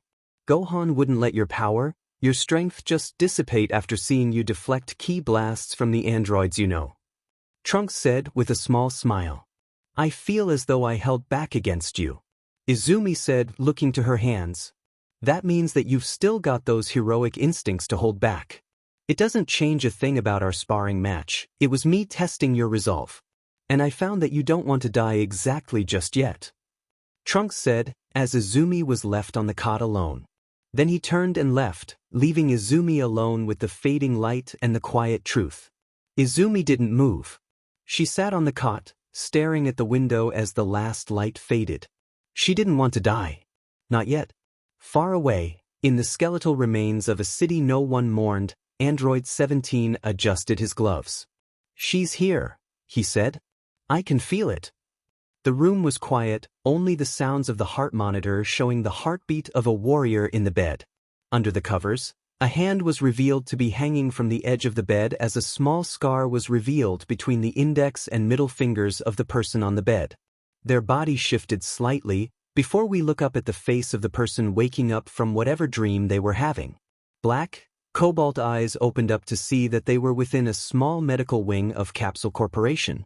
Something this individual was very well known for being inside of in the past. His eyes opened slow, unfocused, like someone surfacing from a dream that had teeth. Pain flooded in, his chest burned, his breath shallow. But he was alive. That was when he felt as though he heard a voice calling out to him. "Keep that girl safe." Black eyes widened at the tone, and he sat upright instantly. "Piccolo!" The man called out before finding the room empty. Bulma would enter the room with confusion on her face before it softened to see the man who was injured. "Gohan, you shouldn't be sitting upright at the moment. The injuries you had taken were way too much for you to handle. I'm not even sure how you're still alive. But you had better owe Izumi your life after this. She was the one who kept you alive until Trunks and I had managed to get you back here." Bulma said as Gohan groaned. "How long?" Gohan asked as Bulma sighed softly. "Don't worry, you big baby, it's only been a full day. Izumi's woken up as well." Bulma said as Gohan blinked at her. "Izumi? Is that her name?" Gohan asked as Bulma blinked at him. "You didn't know her name?" she asked. "No, she just saved me when I was about to die. I think I asked for her name back in that bunker, but she couldn't before you both showed up." Gohan said, placing a palm on his head. "Well, my son decided to test her mettle earlier this morning." Bulma said, mirth in her tone. "What is the results of this test?" Gohan asked, mirth in his own tone as well. "She passed with flying colors," Bulma said, before pushing Gohan back on the cot. "Capsule Corporation, Science Wing, West City, age 780. The sounds of machinery and clanging was resounding across the entire science wing of Capsule Corporation. Smoke drafted into the hallway as the individual within her specifically set up lab had lit a cigarette to calm her heart from all the dangerous happenings in the world. It had officially been 2 whole days since Izumi, the girl who had saved Gohan from certain death, had arrived in their world and rescued Trunks' mentor. Bulma had been hard at work during the last couple of days, working hard on the time machine. If they were going to save the future, they would need to travel to the past and save Goku's life. The man had been a very close friend of Bulma's family, and Bulma wanted to do everything in her power to prevent the man's death. The way her old friend had died was not fair. A heart virus that no one had prepared for had killed her best friend. And there was no way to bring him back due to how he died of a natural cause. As though he was always meant to have the heart virus that killed him. As if it was already set in stone. Bulma didn't want that to happen.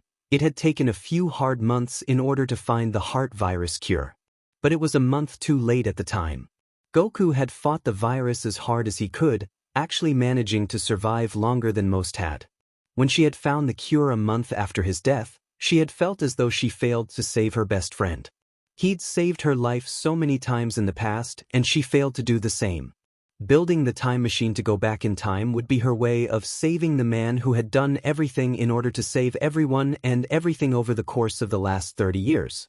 But Bulma noticed that she was running low on supplies for medicine, food, and materials for the time machine. So she called her son into the laboratory. The young man entered with a groggy expression. Seemed as though he didn't get enough sleep the previous night. Smiling sadly at him, Bulma spoke to him, in a maternal but worried tone. "Trunks, I know that you just woke up and want to train. But I need you to take Izumi with you to Sector 3A. Bulma said, as Trunks blinked the grogginess out of his eyes. "What do you mean by that?" Trunks asked, wiping his eyes. "I need you to collect a cache of materials, supplies for Gohan's recovery as well as food. We're running low, especially with a third person here eating as well," Bulma said, as Trunks stared at her for a moment. "Are you sure that I need to bring Izumi?" Trunks asked, as Bulma frowned at his statement. "Why don't you want to bring Izumi? This could be her chance to learn more about our world," Bulma asked, setting her screwdriver down softly. "She just got here 2 days ago, Mom, and I don't trust her," Trunks said, as Bulma nodded. "Her appearance into our world is quite suspicious, but we have no choice but to have her help. If she does anything that you don't think is for the safety of our world, you have my permission to act as how your father would," Bulma said, letting a small puff of smoke leave her mouth. "Can you tell me your real reason as to why Izumi has to come with me?" Trunks asked, as Bulma let out a small sigh. "You are too perceptive sometimes. She's attempting to lock herself up inside Capsule Corporation, in a bid to keep herself from attaining her dreams. Locking up her emotions as well as her own body without keeping it in action is not healthy for her. Especially if what I believe happened to her world is what I think it is," Bulma said, as she frowned at the computer schematics for the time machine. "What do you think happened to her world?" Trunks asked, as Bulma stared at the computer for a small bit longer. "You know how we lost all our friends in our world to the androids?" Bulma asked, as Trunks nodded. "Maybe Izumi had lost all her friends to whatever forces of evil were in hers," Bulma said, as Trunks stayed quiet and left after a minute of thinking. It was about an hour later when Trunks found Izumi. The girl wasn't locking herself up in the room that was given to her.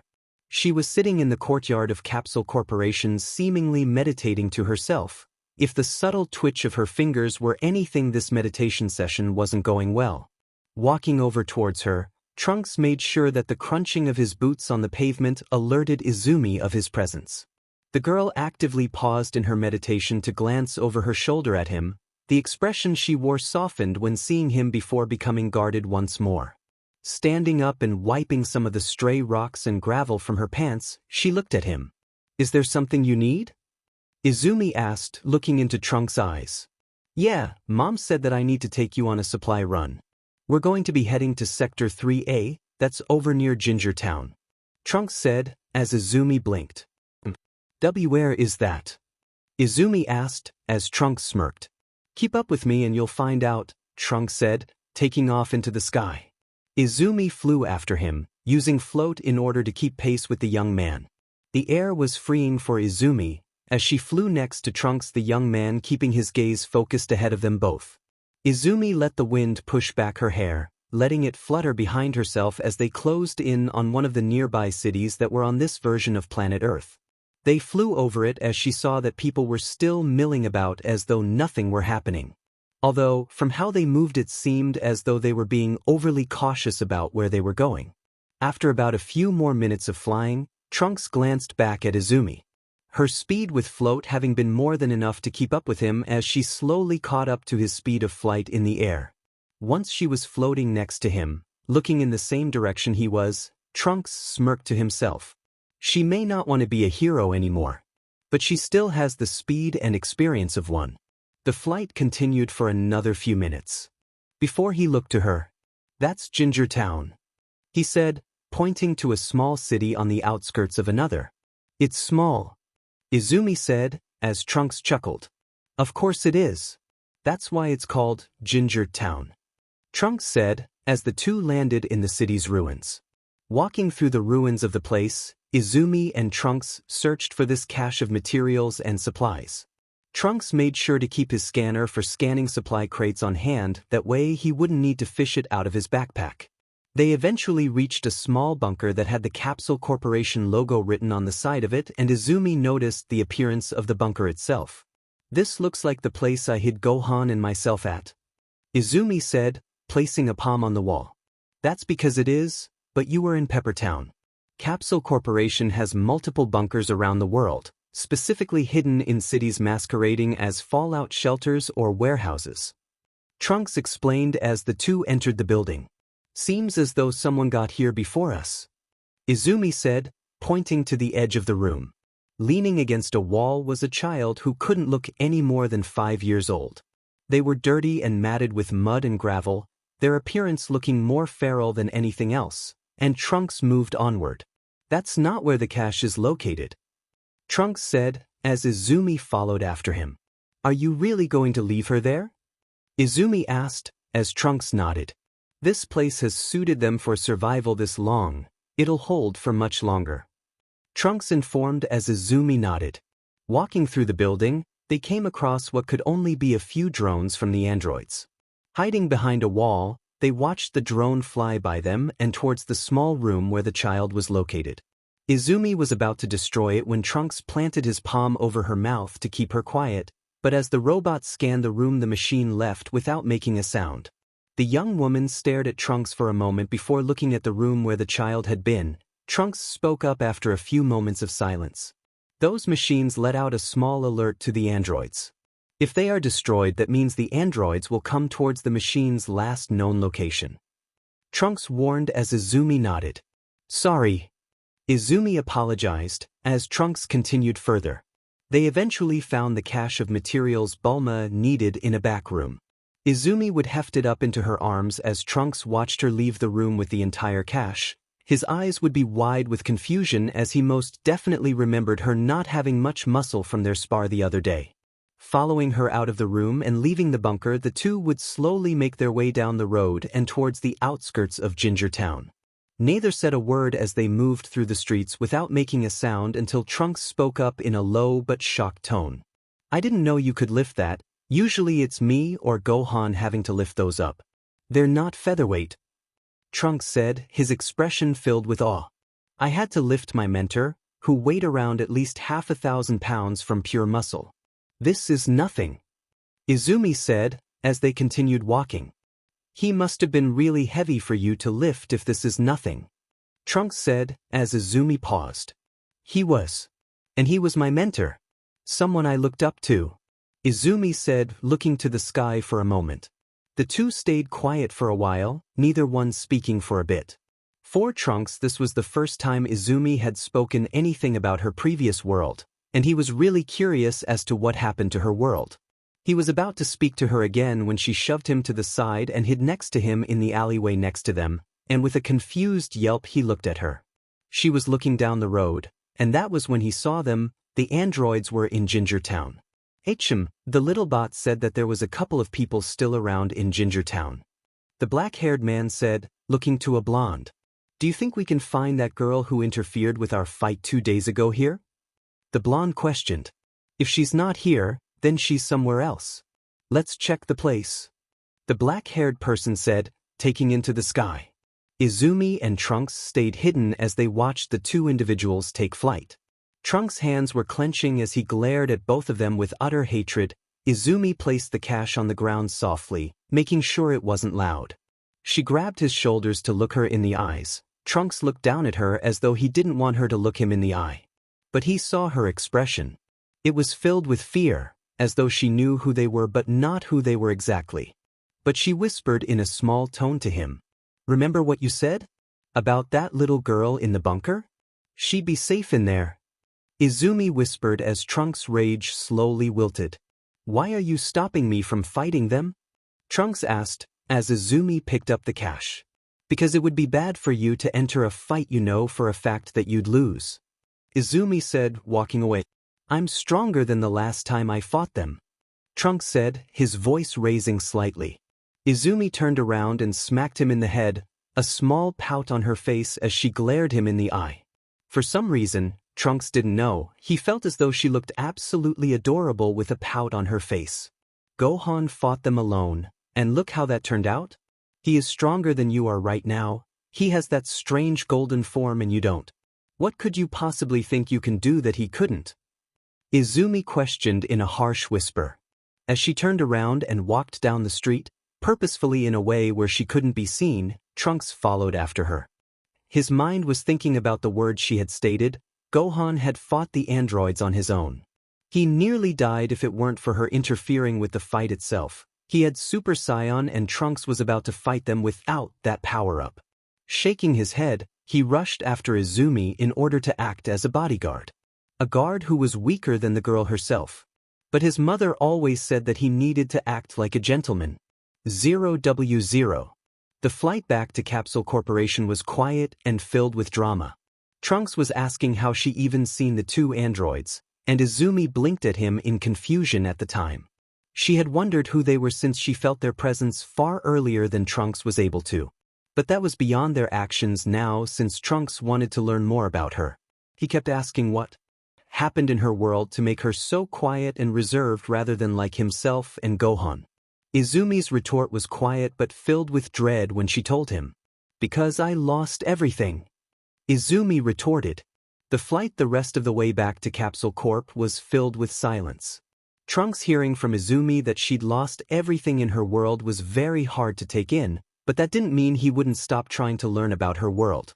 So after they delivered the cash to Bulma who had separated everything into sections, they both left and entered the cafeteria only to find Gohan sitting alone at a table. He was looking at his right palm with an unreadable expression on his face, and Izumi walked over to the man sitting down in front of him with a worried expression. Is everything all right? Izumi asked as Gohan glanced over at her. Yeah, just wondering why Super Saiyan wasn't enough. Gohan said, as Izumi blinked at that. Super Saiyan? She asked as though it were a foreign concept.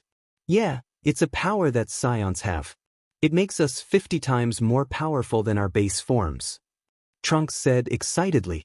How strong do you need to be in order to achieve it? Izumi asked, curious. Really strong, my dad.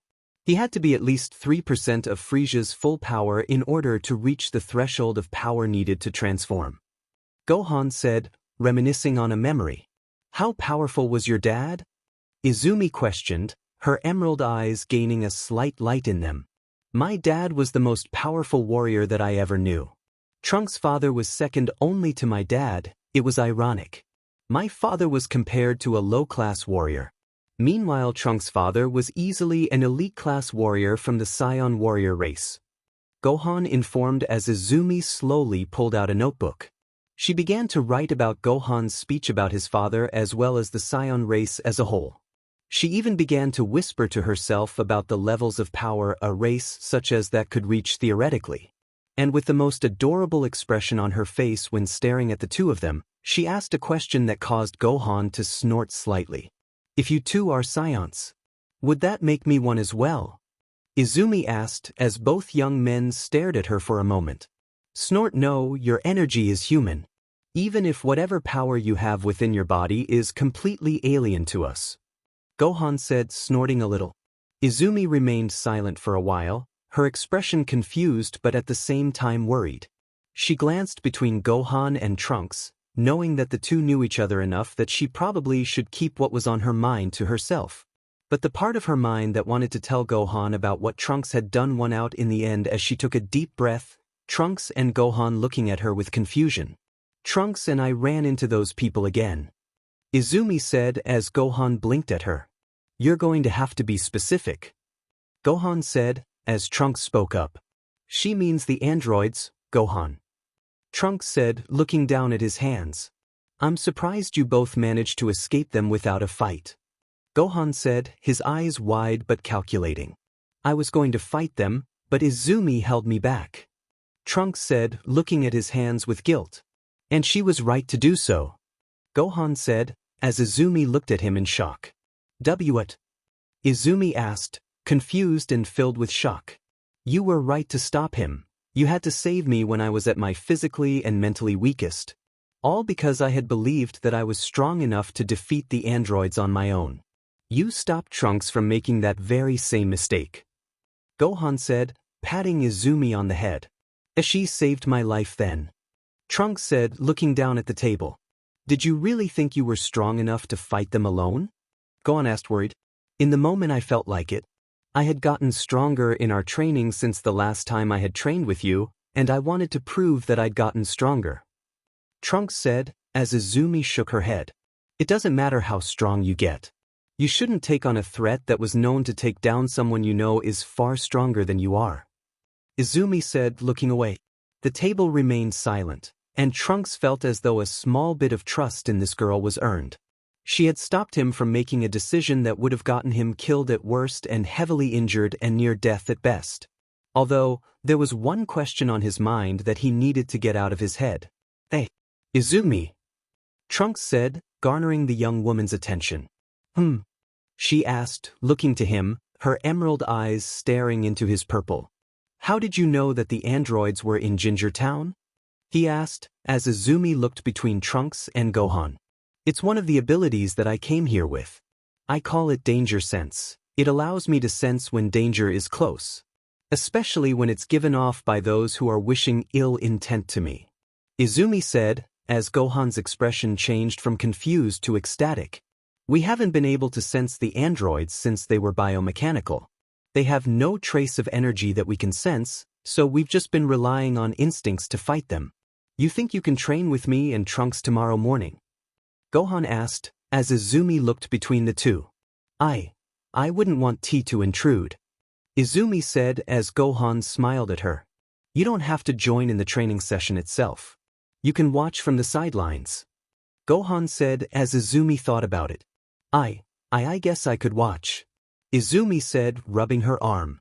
Alright, then that means we can start training again tomorrow. Gohan said, raising a fist into the air. All before everyone felt a presence behind Gohan, a maternal one that had glowing red eyes. A pair of fingers grabbed onto the young man's ear as they pulled downward, pulling the young man backwards. It was revealed to be Bulma, who glared and pouted at Gohan in that moment as she growled at him angrily. You are most certainly not going to start training. You have just woken up last night, and I will not have you go straight into training without having fully rested and recovered from your injuries. Bulma growled, yanking on the young man's ear again. All right. I give, uncle. Gohan called out as he was dragged through the building. Izumi just watched the event with wide and scared eyes. Trunks looked over at her with confusion, and he started to laugh hysterically. Izumi didn't know that was a situation to laugh about, but she chuckled slightly before Trunks stood up and stretched his limbs. Well, if I'm going to be training in the morning, I'd like to have a training partner since Gohan can't. Trunks said, as Izumi blinked at him. I thought you didn't trust me? Izumi asked as Trunks looked to her. I may not have my full trust placed in you, but you're building up to it. Besides, I really do need a training partner. Trunks said with a happy smile. That was before Bulma returned again, this time pulling her son into a headlock. Dragging him into the hall again, her voice carrying a lot of noise as she spoke to her son as well. Not without doing your homework. She growled into his ear. Capsule Corporation, West City, age 780. The morning light filtered through the cracked windows of Capsule Corporation's West Wing, casting long shadows across the courtyard. Izumi sat alone under the skeletal remains of a tree, her knees drawn up, arms wrapped loosely around them. The air was cool but not biting. It reminded her of mornings back home before everything had gone wrong. She hadn't slept much, not because of nightmares but because of her body's restlessness. And used, like it had forgotten what it meant to move with purpose. Across the yard, she could hear the sounds of machinery. Bulma was already working. Trunks and Gohan were still asleep, probably. Or pretending to be. To avoid Bulma's morning lectures, this caused a small smile to appear on her face just for a moment before it faded. Izumi's fingers curled in the dirt below her. She hadn't trained since coming here. At least not properly, not like she had been shown in the past. Her body could remember the rhythm, remember the muscle movements to train, the strain and ache afterwards. But that wasn't the problem. The main problem was her heart. Her heart wasn't sure if it even wanted to remember how to train properly. And Izumi found herself wondering if that was okay for her or not. She'd been raised to be as healthy as possible by her mentor. Standing up from the ground slowly, she brushed the dust and dirt from her clothes before walking to the training ground. It was empty. Seems as though Gohan and Trunks didn't feel like training today. The gravity chamber was locked today. But from her point of view, the training space was wide open. More than enough space for her to begin her own regiment of training without anyone being around to see it. She began to stretch her limbs, making sure that she were limber and able to undergo the training she had planned to do. Although her muscles protested, stiff and unfamiliar, she pushed onward. She moved through basic form stances, footwork, light strikes. Her quirk, float, activated under her skin responding to her breath. Albeit a little lagged. Hovering for a moment, she dropped down, knees bending to absorb the impact. When her feet slammed into the ground, it wasn't much in her eyes. But it was enough. She moved on with Black Whip's training regimen, letting them sprout out from her back, arms, legs and front. She would let them have their fun this morning, using some nearby broken pillars to launch herself and catch herself around the training room. She had just landed on the ground, preparing to use another quirk when a voice called out from behind her. "You're up early." Turning to see who was behind her, she found Trunks standing there. Leaning against a broken pillar, one she'd used with Black Whip to launch herself around the training field in a bid to let them be happy for a moment. Trunks' hair was tousled from sleep, but the expression on his face showed that he was fully awake, and he wasn't smiling at her, but he wasn't fully guarded either. "Couldn't sleep," Izumi replied, preparing for another bout of training. "Same," he replied. "Thought I'd find you locking yourself up in your room again. I figured I'd try moving again. See if my body even remembers how." Trunks stepped forward, watching her stance. "Looks like it does." Izumi glanced at him, unsure how to even respond to that. He didn't ask to spar, he didn't even challenge her. Just stood there, quiet and present. "Mom said breakfast is almost ready," Trunks said before pausing. "Gohan's probably stealing the good stuff." At the moment of Gohan, Izumi's movements stilled. Her eyes flickered towards the building, then back to the ground. She didn't speak, didn't smile. Just lowered her arms and stepped out of her stance. Trunks waited but said nothing. Instead, Izumi walked past him, quiet and steady, her training forgotten. Trunks fell into step beside her, neither of them talking as they crossed the courtyard towards the cafeteria. The morning felt heavier than before, but it wasn't unbearable. The cafeteria was quiet, save for the soft clatter of utensils and the hum of a generator outside. Gohan sat at the far end of the table, a half-eaten plate of food in front of him, eyes distant. Trunks grabbed a tray and slid into the seat next to him, all without a word. Izumi hesitated at the doorway, then followed, choosing the seat across from Gohan. The expression on her face was flat, but at the same time withholding her true feelings at the moment. Bulma was at the counter, stirring something into a pot that smelled faintly of skis and survival. She glanced over her shoulder, spotting Izumi sitting across from Gohan, her gaze lingering on the young woman longer than Gohan or Trunks. "You're up early," she said, a voice casual but warm. Izumi nodded, not trusting her own voice. She picked at the food on her plate, appetite dulled by the large weight in her chest. Gohan looked up from the food he ate, noticing Izumi's quiet but reserved appearance. "You trained this morning?" he asked, curious. Izumi looked up from her plate, blinking, surprised. "A little. Just some movement drills." "That's good," Gohan said, offering a faint smile. "Your body remembers, it just requires a bit of time." Izumi nodded again, fingers tightening around the fork. Bulma walked over, setting a mug of something warm in front of her, not tea, not coffee. Just something in between. "You don't have to push yourself," Bulma said softly. "But I'm glad you're trying." Izumi looked up, startled by the gentleness of her words. "I didn't think I'd be able to," she admitted. "Not after everything." Bulma sat beside her, folding her arms. "You don't have to tell us or myself anything. But I've seen that look before. Gohan wore it when his father died. Trunks wore it when he first saw the androids kill someone. Izumi's breath caught. Grabbing onto the mug, she looked down into it. Steam curling into the air like ghosts. I don't know how to be useful here. Whispered. Bulma reached out, placing a hand over hers. You already are. You saved Gohan, you stopped Trunks from doing something absolutely reckless. And you are most certainly still here. Bulma said with a smile. Izumi didn't respond.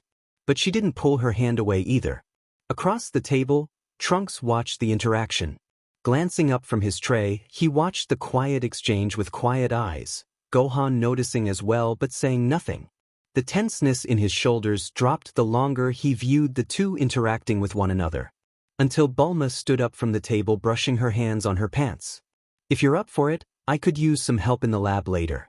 Nothing fancy, just organizing schematics and checking capsule integrity. I'd like that. Izumi said, nodding softly. Bulma smiled. Good, then after that you can watch the boys train. And maybe just maybe you'll remember what it feels like to fight for something again. Izumi said nothing, but for the first time since coming here, she felt the faintest flicker of warmth in her chest. The door to Bulma's lab hissed open, releasing a wave of warm air with solder, ozone and the faint smell of machine oil. Izumi hesitated at the threshold, eyes scanning the cluttered workbenches, the half-assembled capsules, the glowing monitors. It was chaotic but peaceful and full of purpose. Her breath caught in that moment, taking everything in.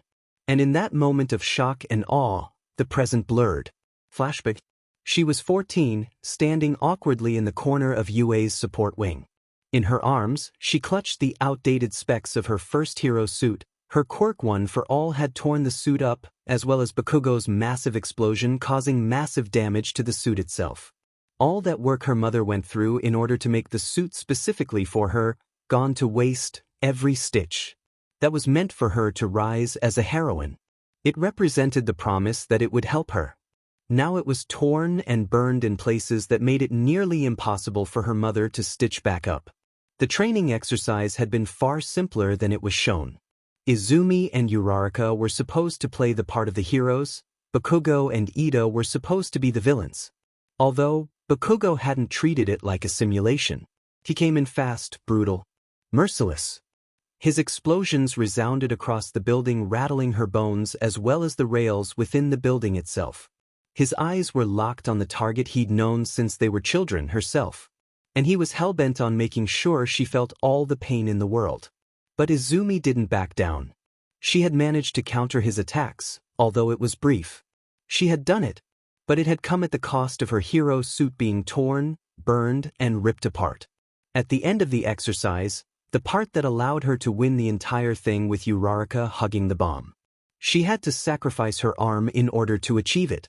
Bakugo had blasted her in the face with his explosion quirk, just as she had blown up the ceiling to their hall and the floor to the room where the bomb was lying in wait. The shockwave from the attack tore through the ceiling, it also tore through her suit, destroying the stabilizers. The reinforced seams snapped apart, her body slammed into the ground hard. Hero team wins. All Might's voice rang through the intercom. Izumi had never seen Katsuki look so confused and furious at a technical loss before. He left with a quiet fury that Izumi knew for a fact would bite her in the rear later on. But in the moment, she couldn't help but laugh. She'd managed to defeat Kaken without even having to fight him directly with a quirk. She'd beaten him in a training exercise, and she was living the moment in a high. Now though, she looked at the hero suit her mother had spent weeks just to stitch and weave together. Now ripped, torn and burned. Knocking on the door to the support course classroom, she hadn't expected the door to be blasted open. A comedic explosion effect slamming into her, tossing the door from its hinges and out the window behind her, as well as a weight on her body. Hatsum, what have I told you about causing explosions in the workshop? Power loader, the teacher for the support course yelled. But sir, explosions are a sign of progress. A manic but happy voice called back. Can you please get off me? Izumi asked, looking at the manic-looking girl on top of her. Oh sure. What's the reason you're here? The girl asked, looking at Izumi with those crosshair-like eyes. I came here to get an upgrade for my suit. It was torn, burned, and ripped from my training exercise today. Izumi said, passing it on to the girl. Oh no? This poor baby, I'll fix her right up for ya. The young woman said, rushing back into the classroom. Midoriya, right? Power Loader questioned. Yes, sir. Izumi said, nodding to the man.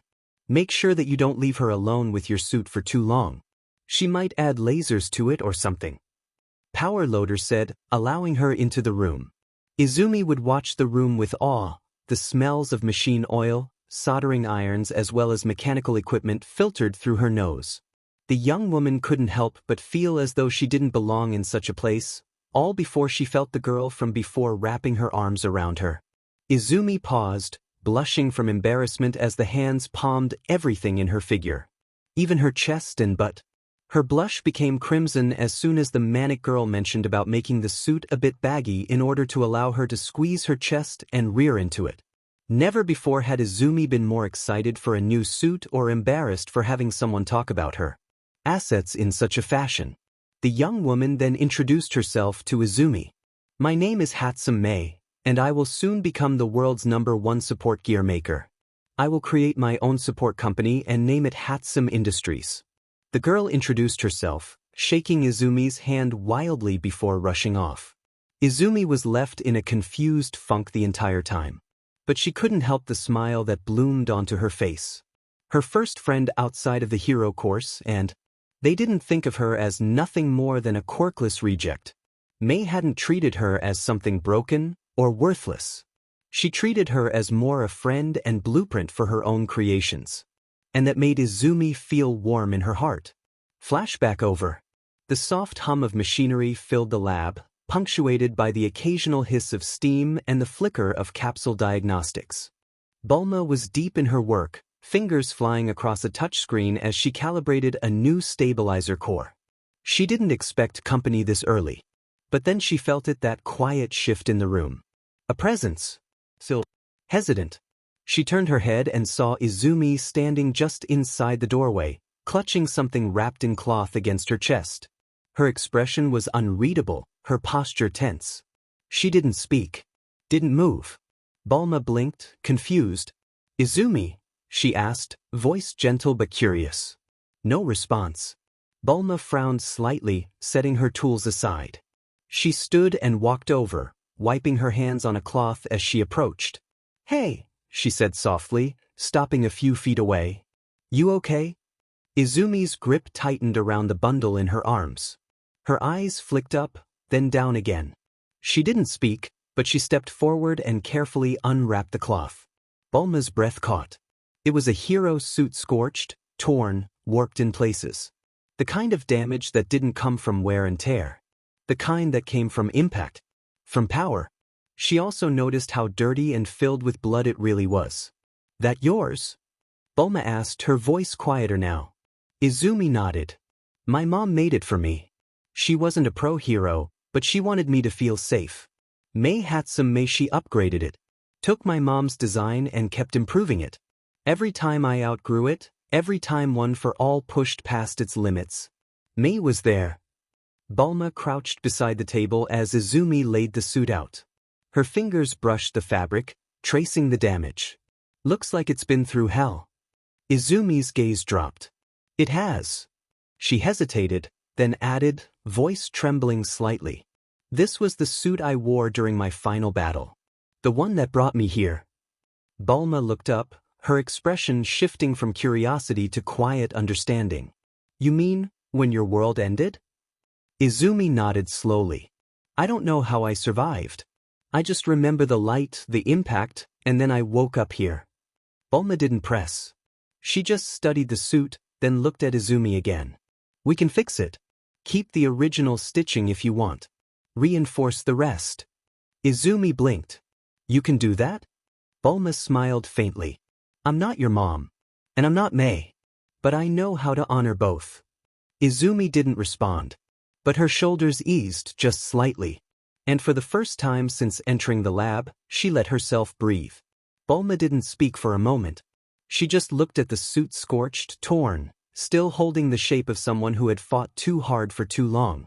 Izumi stood beside her, fingers brushing the edge of the fabric. Mei kept upgrading it, she said softly. Every time One for All pushed past its limits, she adapted the suit. She never treated it like a costume. It was armor. It was memory. Bulma nodded, her gaze thoughtful. And this version, the one you wore in your final fight? Izumi's voice was barely audible. The last time I used it, I didn't think I'd survive. Bulma didn't ask what happened. She didn't need to.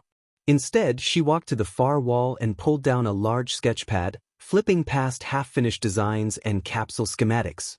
She set it on the table and handed Izumi a pencil. Show me what it used to be. And what you think it needs to be now. Izumi hesitated, then sat down. Her hand moved slowly, at first outlining the original HRTs, the stabilizer mesh her mother had sewn in, the reinforced boots Mei had added later. Then she paused. It needs better shock absorption, she murmured. Something that won't tear if One for All spikes. And maybe a pulse regulator that doesn't overload if I panic. Bulma leaned over her shoulder, nodding. We can do that. Capsule-grade dampeners. And I've got a neural sync patch that might help with reflex modulation. Izumi blinked. You have that? Bulma smirked. I built it for Trunks. He kept spraining his wrist trying to block energy blasts with his bare hands. Izumi almost smiled. They worked in quiet tandem, sketching, revising, layering old memories with new possibilities. Izumi didn't speak much, but her pencil did. Every line was a step forward. Every adjustment was a promise. By the time they paused, the page held something new. Not just a suit. A bridge between worlds. Bulma tapped the corner of the sketch. We'll start with the boots. Stabilizers first. Then we'll work our way up. Izumi nodded, her voice steadier now. Thank you. Bulma looked at her, eyes soft. You're not just rebuilding a suit, Izumi. You're rebuilding yourself. Izumi didn't respond. But she didn't look away either. She stayed in the lab a little longer, tracing the lines of the design, letting the silence settle around her like fabric. When she finally left, the sketch remained on the table unfinished, but full of promise. And for the first time since arriving, she didn't feel like a ghost. Bulma's lab, Capsule Corporation, West City, age 780. The reinforced fabric was warm beneath her fingers, still humming faintly with capsule-grade dampeners. Izumi stood in Bulma's lab, quietly inspecting the finished suit laid out before her. The stabilizers had been rebuilt. The pulse regulator was embedded beneath the chest plate. The boots, her mother's original design, had been reinforced without losing their shape. It was perfect, and it felt like a betrayal. She traced the seams with slow, deliberate movements, her breath steady but shallow. Bulma had honored every thread. Mei's upgrades were preserved. Her mother's stitching was still visible in the inner lining, faint, but there. Izumi's hand lingered there the longest. Then she turned away. The lab was quiet, the morning light filtering through the windows in soft gold. Izumi moved to the kitchen, her steps automatic. She wasn't hungry, not really. But the silence was too loud. She cracked eggs, sliced onions, set rice to steam. Her hands moved with muscle memory, not intention.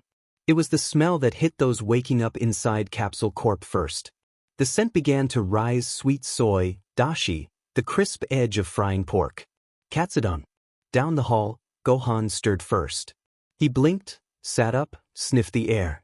Trunks followed, rubbing sleep from his eyes as he stepped into the corridor. Is that? Trunks murmured. Gohan nodded slowly. She's cooking. They walked toward the kitchen, quiet, curious. But then they saw her. Izumi was walking through the hallway, the finished suit cradled in her arms. Her eyes were distant, unfocused. The scent hit her like a wave, warm, familiar, too familiar. She stopped. Her grip faltered. They were confused at first before they heard her sniff the air for just a minute-second, and they didn't know why, but they had a bad feeling. The suit slipped from her arms, hitting the floor with a soft thud. Izumi? Gohan asked, stepping forward. She didn't respond. Her breath hitched. Her knees buckled. And then she collapsed. Trunks rushed forward, catching her just before she hit the ground.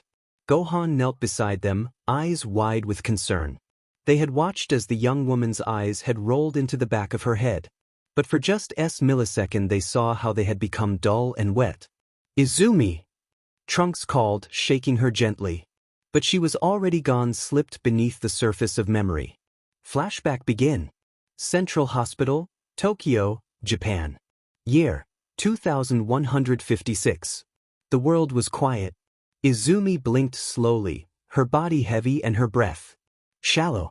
The white sterile color of the hospital's ceiling blurred at the edges, but it was the first thing she saw. It was soft. Surreal. That was when the pain of the battle at Jakku hit her. Her arm was in a sling, her ribs ached. But the pain for the most part was distant at best and agonizing at worst, although that was muted to the delicious aroma coming from her right. Especially the warmth that came from it. Turning her head to the right, Izumi noticed a small bento box with steam drafting from the top of it. Taking a sniff of the air, she realized that it was her favorite meal. Katsudon. Even further to the right, a little to the left from the tray of katsudon, was Izumi's mother, Midoriya Inko. The plump woman looked so nervous that she might suffer a heart attack. But the hopeful smile on her face made Izumi feel like the pain was worth it. The mother's hands were wrapped around one another in her lap, her green eyes never leaving the now waking form of her daughter. A stray tear fell down the side of Izumi's eyes. "I didn't think I'd get to taste this again," she murmured as her mouth began to water. Inko smiled, brushing a strand of hair from her daughter's eyes. "You're still here. That's enough for me." They ate slowly, savoring the fried pork cutlet in a bowl of broth and with a fried egg on top. The silence between the two was filled with everything they both wanted to say to one another. Outside, the world was fractured. The League of Villains still at large. Especially after the loss of pro-heroine, Midnight. But here, in this very room, was Katsudon. Izumi could still feel love within the very room itself. "I have to go soon," Inko said softly. "They're moving civilians to the UA shelter. I'll be safe. I promise." If the grip Izumi had on the chopsticks weren't tight enough, they got even tighter. "I don't want you to go," Izumi said, her voice shaky but scared. "I know," Inko whispered, hugging her daughter close. "But you need rest, and I believe you still need to keep fighting." Izumi leaned forward, deepening the hug her mother was giving her. Wrapping her only good arm left around the plump woman, as tears fell down from her eyes. The love of a mother and daughter. Fighting until the end. Inko, however, was holding her daughter as though she might disappear. Like she'd never see her again nor hear her breathe again. As though she were trying to memorize Izumi's breathing pattern. "I'll find you," Izumi promised. Inko pulled back, a determined smile on her face. "I know you will." Izumi held a smile at the image. It felt as though life was going to let her have a break for once. But that was when the entire hospital, as well as the smile on her mother's face, had flickered. Tilting her head in confusion, she watched as everything suddenly glitched and shuddered. All before what stood before her was the ruins of UA High School, the shelter in the background. The ruins of the UA fortress. With the appearance of the UA fortress, the scent. The lovely and warming scent of katsudon had suddenly vanished as though it weren't even present to begin with. Blinking in even further confusion, Izumi looked down at her hands and feet. She had been wearing her hero suit, the thing covered head to toe in dried blood. Tears in the suit from her most recent battle against Lady Nagant.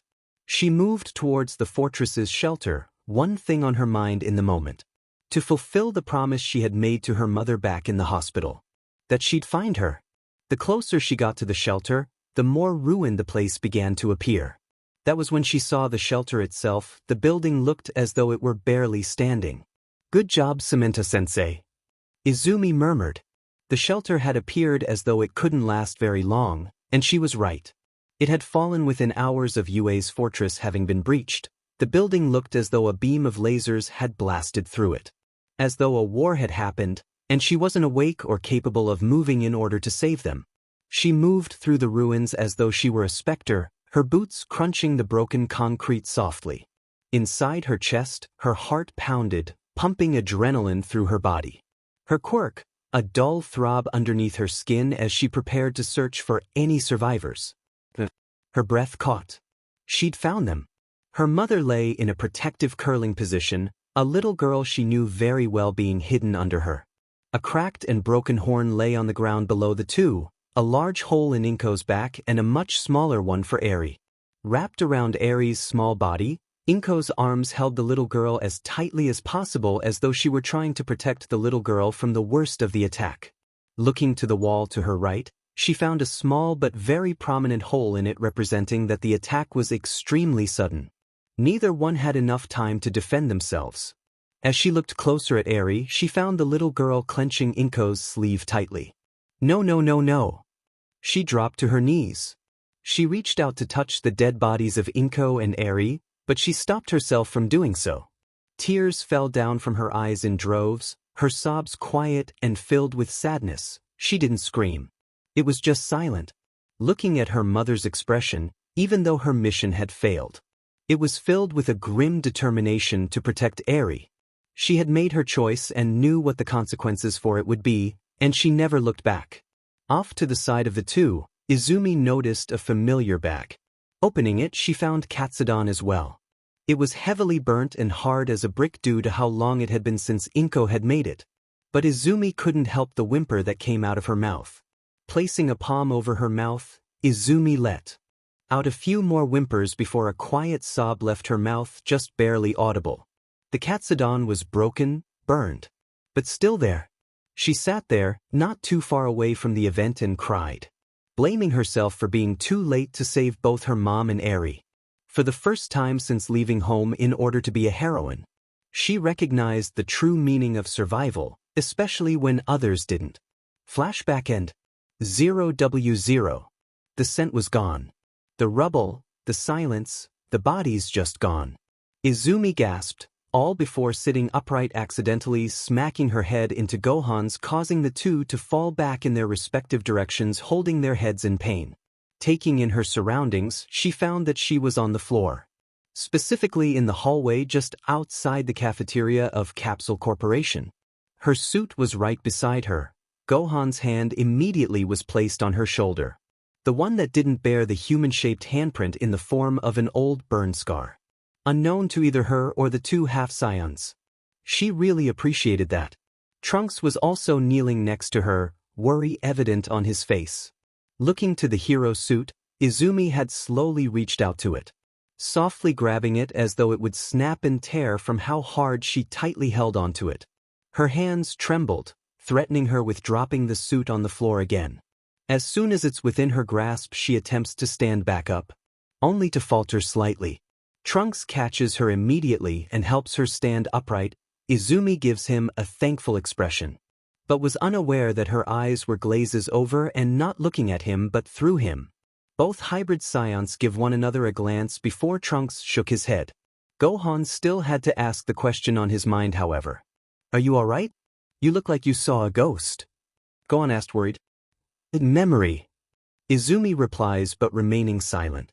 The trio slowly move into the cafeteria and sit down at the table, Izumi planted on a seat between Gohan and Trunks.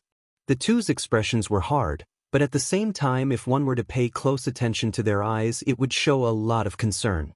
Bulma was leaving the kitchen with breakfast. Before she paused in the entrance to it, she would see both of her boys sitting on both sides of the girl, said girl trembling in her seat. The woman would notice the hero suit in the young girl's grasp before she re-entered the kitchen and grabbed a mug of tea. Not the good kind, but it would hopefully be enough. Placing the mug next to Izumi, the young woman would look at Bulma for a moment as the woman smiled sadly. All before placing the breakfast that she had decided to make for them all on the table, and Izumi could only stare at the food in question. Gohan and Trunks began to eat the food swiftly, loving each and every bite that they had stuck into their mouths with the chopsticks. Bulma, however, would watch Izumi as the young girl would just stare at the meal with tears fluttering in her eyes. Then a shift in her hand, trembling as though she were scared. Then Izumi grabbed a pair of chopsticks and grabbed a piece of the food. She grabbed the fried pork and slowly moved it towards her mouth, hesitating for all but a moment before sticking it into her mouth. As she began to chew on the food, she made a near-silent gasp through her nose, getting the attention of Trunks and Gohan as they saw her eyes water even further from the taste of the food. The tears started to fall down the sides of her face, as she used her hands to pull away her hair matted down as it was, before showing off the multitude of scars on her face as tears were seen falling down her cheeks. All three individuals at the table would watch as Izumi's eyes gained even more light in them the longer she ate. The tears continued to fall as she would whisper to nobody in particular, "My favorite meal." As she whispered those 3 words, she immediately placed a hand over her mouth. Her shoulders trembled the more she continued to try and speak, unable to even talk in the moment as Trunks looked at her worriedly. That was when the sobs were heard, Izumi's chest tightened, and she couldn't hold the quiet sobbing back anymore. Trunks stepped toward her, eyes focused on how sad she appeared. "Izumi!" Gohan held him back with a quiet gesture. Bulma didn't move, just watched as Izumi continued to cry as she ate. Tears streamed down her face, mixing with the warmth of the food. She wasn't crying from grief. Not entirely. She was crying from memory. From love. From the unbearable kindness of a taste that shouldn't exist anymore. None of them understood. But they didn't interrupt. They just watched as Izumi cried into her katsudon alone, but not unseen. Later that afternoon. Pit-pat, pit-pat, pit-pat, pit-pat. Rain falls in a steady hush, soft and cold. It slicks the perimeter wall where Izumi sits, knees drawn up, arms wrapped tight around them. Her hair clings to her cheeks, damp and heavy. The compound behind her glows faintly through the curtain of water-flickering hallway lights, distant voices muffled by the storm. Footsteps approach, slow and deliberate. Gohan doesn't speak at first. He sits beside her, leaving space. His cloak is already soaked, but he doesn't seem to mind. "You didn't eat much. Didn't taste right." Izumi retorted. "Sometimes it doesn't." Gohan says with a nod of his head. A flicker of light from the hallway catches her eye, a bulb stuttering against the rain-slick glass. Her breath stutters with it. "In the hallway earlier, I saw the hospital again. The light. The smell. Katsudon. I think it was the flicker, it glitched something loose." Izumi said, her voice shaky. "Memory doesn't ask permission. It just takes." Gohan said, his tone soft, gentle. "I thought I was safe. Just for a second. But then I was back there. And then I was back after at the ruins. The UA shelter." Her voice was thin, but at the same time filled with resentment. She swallows. Rain streaks down her face, indistinguishable from tears. "It's gone. Not just destroyed, emptied. Like grief scraped it clean." Izumi suddenly said, "What did you find?" "Thus. A melted support gauntlet. A child's drawing, half-burned. The emergency broadcast system still blinking, like it was waiting for someone to answer." Izumi answered, slowly but deliberately. She pauses. Her voice drops. "There was a wall. They'd carved names into it. Survivors. Missing. My name was there. Under missing. Someone had scratched it out. Wrote gone." She said, "They didn't know. They hoped."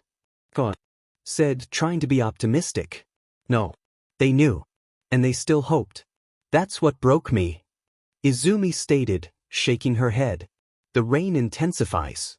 Gohan doesn't speak, just watches her, steady and present. His silence is not absence. It's permission. "I keep thinking about the drawing. It was of All Might." Smiling. But the ink had run. His face was wrong. Izumi said, a building guilt in her tone. "Sometimes hope distorts.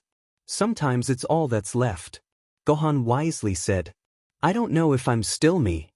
Izumi says, barely audible, "You are. Even if you're fractured. Even if you're fading. You're still you." Gohan said after a beat. She doesn't respond. But she leans just slightly toward him. Not for comfort. For gravity. Rain pools around their boots. The storm doesn't let up. But neither do they. The rain has softened to a mist. The compound is quiet, save for the distant hum of generators and the occasional drip from the eaves. Izumi has gone inside, her steps slow but steady. Gohan remains seated on the perimeter wall, cloak heavy with water, eyes fixed on the horizon. He doesn't move for a long time. Then, slowly, he pulls out a small, weathered notebook. The pages are warped from past storms.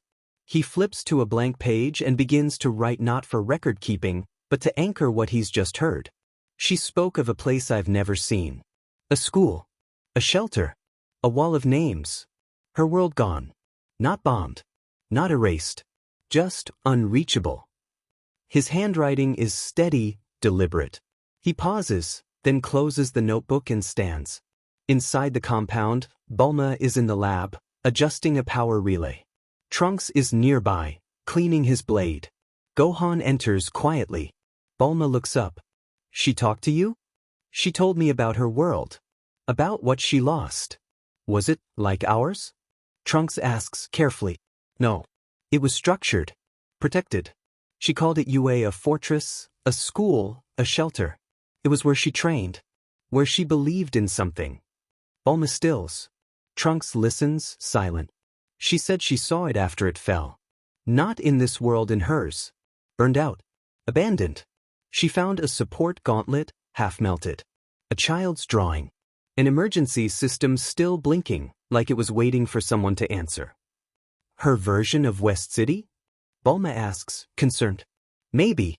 But it wasn't just a city. It was a symbol. And it's gone. Gohan said, clenching his fists. He pauses, then continues. She had a flashback earlier. In the hallway. Said the light reminded her of a hospital. The smell. Katsudon. It triggered something, a memory glitch. She thought she was safe. Then she wasn't. Gohan informed, looking to Bulma and Trunks. She's not from here. But she's grieving like she is. Trunks said, finally coming to terms with it.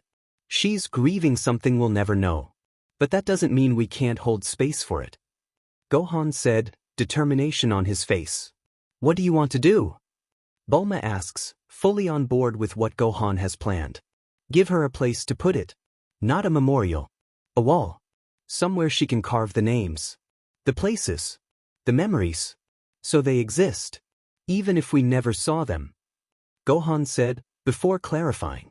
Something to write down their names, probably draw their faces to meet said names. Bulma studies him. Then slowly she nods. I'll clear a panel in the west corridor. She can mark it however she wants. Bulma said, pulling out a cigarette. I'll find her something that won't rust. Trunks said, purpose in his expression. Gohan doesn't smile. But something in his posture softens. Later, he stands outside Izumi's quarters. The rain has stopped. He doesn't knock yet. He just listens to the silence, to the weight of memory, to the fragile hope that maybe, just maybe, being heard is enough. Later that very night, the compound settles into silence. One by one, the lights dim. Bulma's lab goes dark, Trunks' footsteps fade down the hall, and Gohan's quiet presence disappears behind his door. Outside, the rain has stopped, but the air still hums with moisture, a lingering echo of the storm. Izumi waits. She sits on the edge of her cot, fingers curled around the hem of her sleeve, listening to the quiet. Not just for stillness, for safety. For the moment when no one will ask her what she's doing. When she's sure they're asleep, she moves. Barefoot, careful, she slips through the corridor. The compound is unfamiliar in the dark, shadows stretch longer, corners feel deeper. But she remembers what Gohan said. West corridor. She finds it not long after. A section of the wall has been cleared, metal smoothed, paint stripped. A carving tool rests nearby, its handle wrapped in cloth. Above it, a small plaque glints in the low light. For the names we never knew. For the worlds we never saw. Izumi stares. Her breath catches. She reaches out, fingers grazing the metal. It's cold. Waiting. She kneels. The first name comes easily. She carves slowly, deliberately. Ua. All Might. Her hand trembles. She adds. Katsudon. Not a person. But a memory. A tether. The truth. She hesitates. Then carves. Midoriya Inko. The metal resists, but she doesn't stop. Each slide is a reclamation of grief, of memory, of self. She doesn't cry. But her breath shakes. Her shoulders tremble. And when she finishes, she sits back, staring at the names. They don't belong here. But now they exist here. She presses her palm to the wall. Not for comfort. For gravity. She returns to her quarters without a sound. The compound remains asleep. But something has shifted. In the morning, Gohan will pass the corridor and see the names. He won't speak of them. But he'll understand. And Izumi for the first time since arriving will feel the faintest echo of home. Capsule Corporation, West City, age 780. Over the course of the next 2 weeks, Izumi could be seen moving around at Capsule Corporation more. Her expression had long since changed as compared to when she was experiencing her first 3 days at the place. Her eyes had a bit lighter color in them, the way she carried herself was filled with slightly more confidence than usual. And the most important part of this all? She was writing more names on the wall Gohan, Trunks and Bulma left for her in the west wing of Capsule Corporation. As of this moment, Izumi found herself sitting before the wall inscribing another name into the wall. She had started slow, letting the memory of the person being inscribed into the wall flow softly. All the good memories they had of the individual she was inscribing flowed through her mind and her mind's eye, allowing her to let out a small huff. The smile on her face was solemn, but it was filled with an affection that was more along the lines of friendly than anything more than that. Once she had finished inscribing the name into the wall, the small flash of memory of the person she was inscribing their name had finished as she stared at the wall. Hagakure. Izumi let out a shuddering breath as she stared at the name on the wall. She had found the young woman not long after leaving Central Hospital in her world, the young woman holding off a small horde of villains all on her own. She had originally been holding the line with another classmate of theirs, Aoyama Yuga, but the young man had been killed early on in the battle. And when Izumi had arrived, it was just as Hagakure was about to be overrun with the villains who had been attacking her. She didn't know if the young woman was able to leave the area and regroup with another set of heroes. But Izumi really hoped the girl was still alive. Standing up from the wall of inscribed names, Izumi placed a palm on the wall. Closing her eyes, she let a flash of each face belonging to each of the names move through her vision. The first was her mother, then it was the meal her mother had given her in the hospital, after that it was her mentor. Then it was Bakugo, the young man having shown signs that he was getting better. After him finally was Uraraka Ochako, the very first friend she'd made when she first entered UA High School. Looking at the name brought a few tears to her eyes as she remembered the injured form of the body that remained of her first friend in years. "You okay?" A familiar voice called out. Looking to her right, Izumi found Trunks standing there with a concerned expression on his face. Okay. Having memories of those who are gone. Izumi said before pulling her palm from it. "They're in a better place now, you don't have to hold back all your grief." Trunks said, moving to stand next to her. "I'm not sure if I should. They gave everything in order to save our world, and it was all for nothing." Izumi said, rubbing her arm. Trunks stayed quiet for a moment before thinking about something. Adopting a thinking pose, of which Izumi blinked at since she felt something strange clench in her chest seeing that pose, Trunks thought about how to help her. Then a smile came to his face as he softly grabbed her hand, causing a small blush to appear on Izumi's face as he dragged the girl through Capsule Corp and eventually reaching her bedroom. Looking back to Izumi, he gave her a look that asked if he could enter. And she didn't know if it was from the whole confusion of this, she allowed him inside. Entering the room, she was pushed to sit on her cot as Trunks sat on the ground in front of her. She blinked at how gentlemanly he was being before she heard him begin to speak. "How about you talk about the good memories you have of them? How about how you met the first friend you made in your world?" Trunks said, as Izumi stared at him for a moment. Izumi stayed quiet for a moment, her eyes watching the boy closely. His smile being the only thing she got from that. Her name. It was Uraraka Ochako. Izumi started, her eyes glazing over a little. "That's a good name, but why is it backwards?" Trunks asked, as Izumi giggled slightly. "She looks cute when giggling like that." "Huh. Because I come from a version of Earth. But the continents were vastly different. I lived on an island known as a country." It was called Japan. Our culture has us speaking our last names first as a sign of respect and formality. Izumi explained as Trunks nodded. You can continue your story, Trunks said, a soft smile on his face. I met her during the entrance exams for UA High School.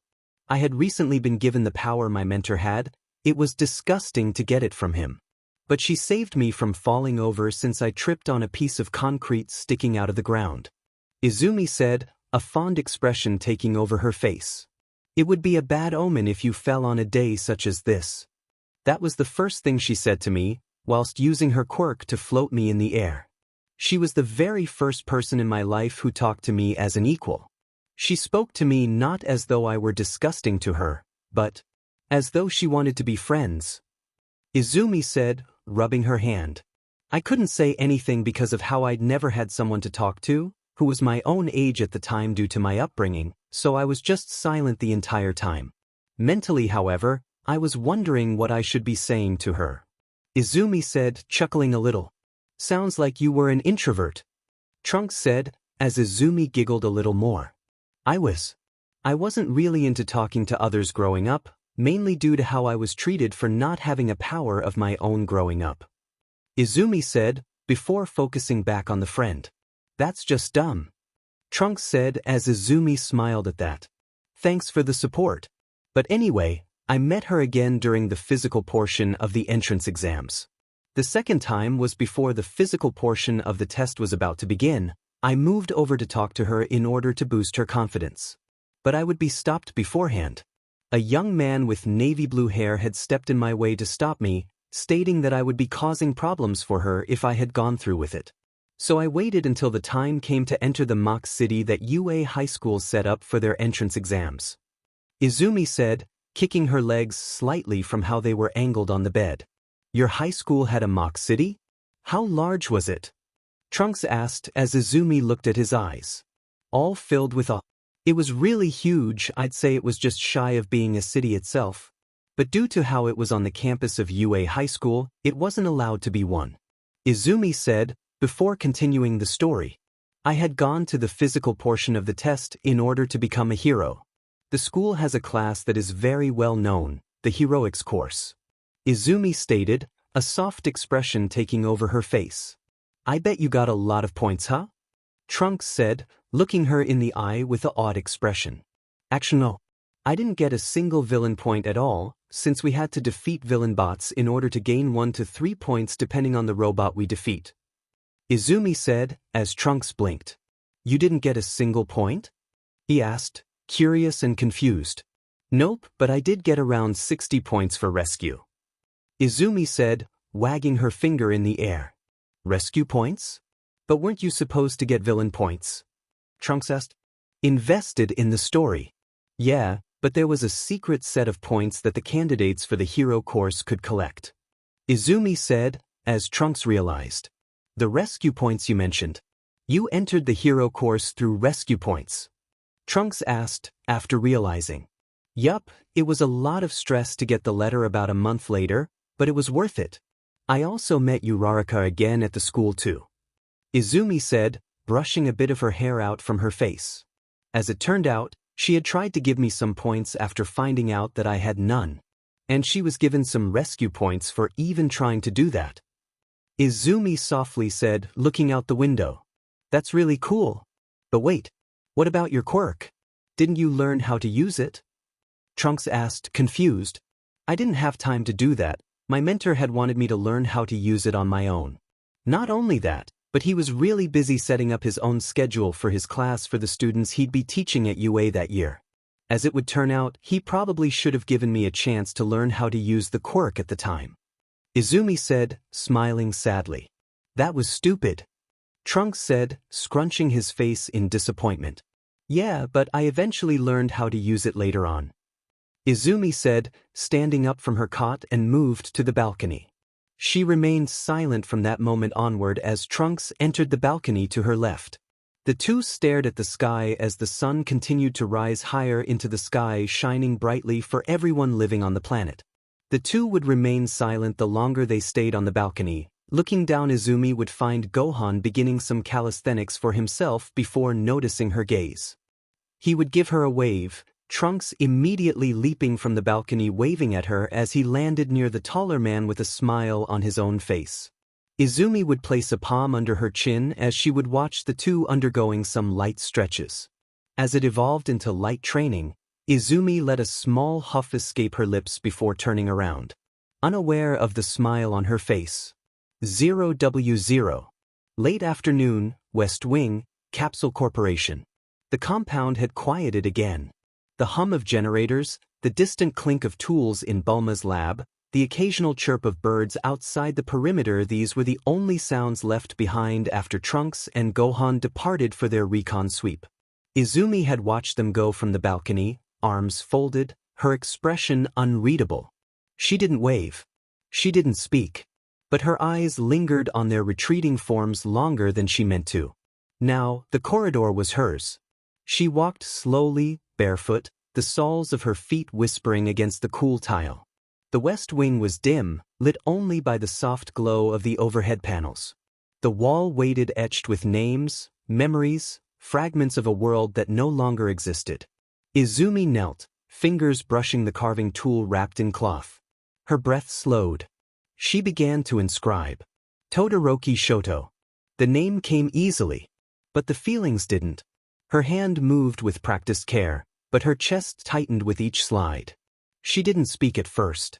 She just stared at the letters, letting them settle into the metal like a truth she hadn't yet said aloud. She didn't notice how much time had passed. Not until she felt a familiar presence behind her. Gohan stood a few feet away, silent. Watching. He didn't interrupt. He didn't speak. He just waited. Izumi's shoulders rose and fell with a quiet breath. Her voice came softly, unbidden. He was quiet. Not in the way that made you feel ignored. In the way that made you lean in. Like every word he said mattered. Izumi started, her voice slowly becoming shaky. Gohan didn't move. We weren't close. Not like I was with Uraraka or Ida. But there was something about him. Something magnetic. He carried himself like he was made of glass and fire at the same time. And it made the hero in my heart want to reach out a hand to help, with whatever he was having trouble with. Izumi softly started. She swallowed. During the sports festival we fought. I remember the way he looked at me before the match like he was trying to decide if I was worth breaking his own rules for. Izumi softly spoke. Her fingers brushed the carved name. He refused to use his fire side. Said it was his father's. Said he didn't want to be like him. I understood that. More than I let on. Izumi said, her voice and tone reaching a soft and low tone. Gohan stepped closer, slowly. Still silent. I pushed him. I wanted him to see me. Not as an opponent. As someone who understood what it meant to carry a legacy you didn't ask for.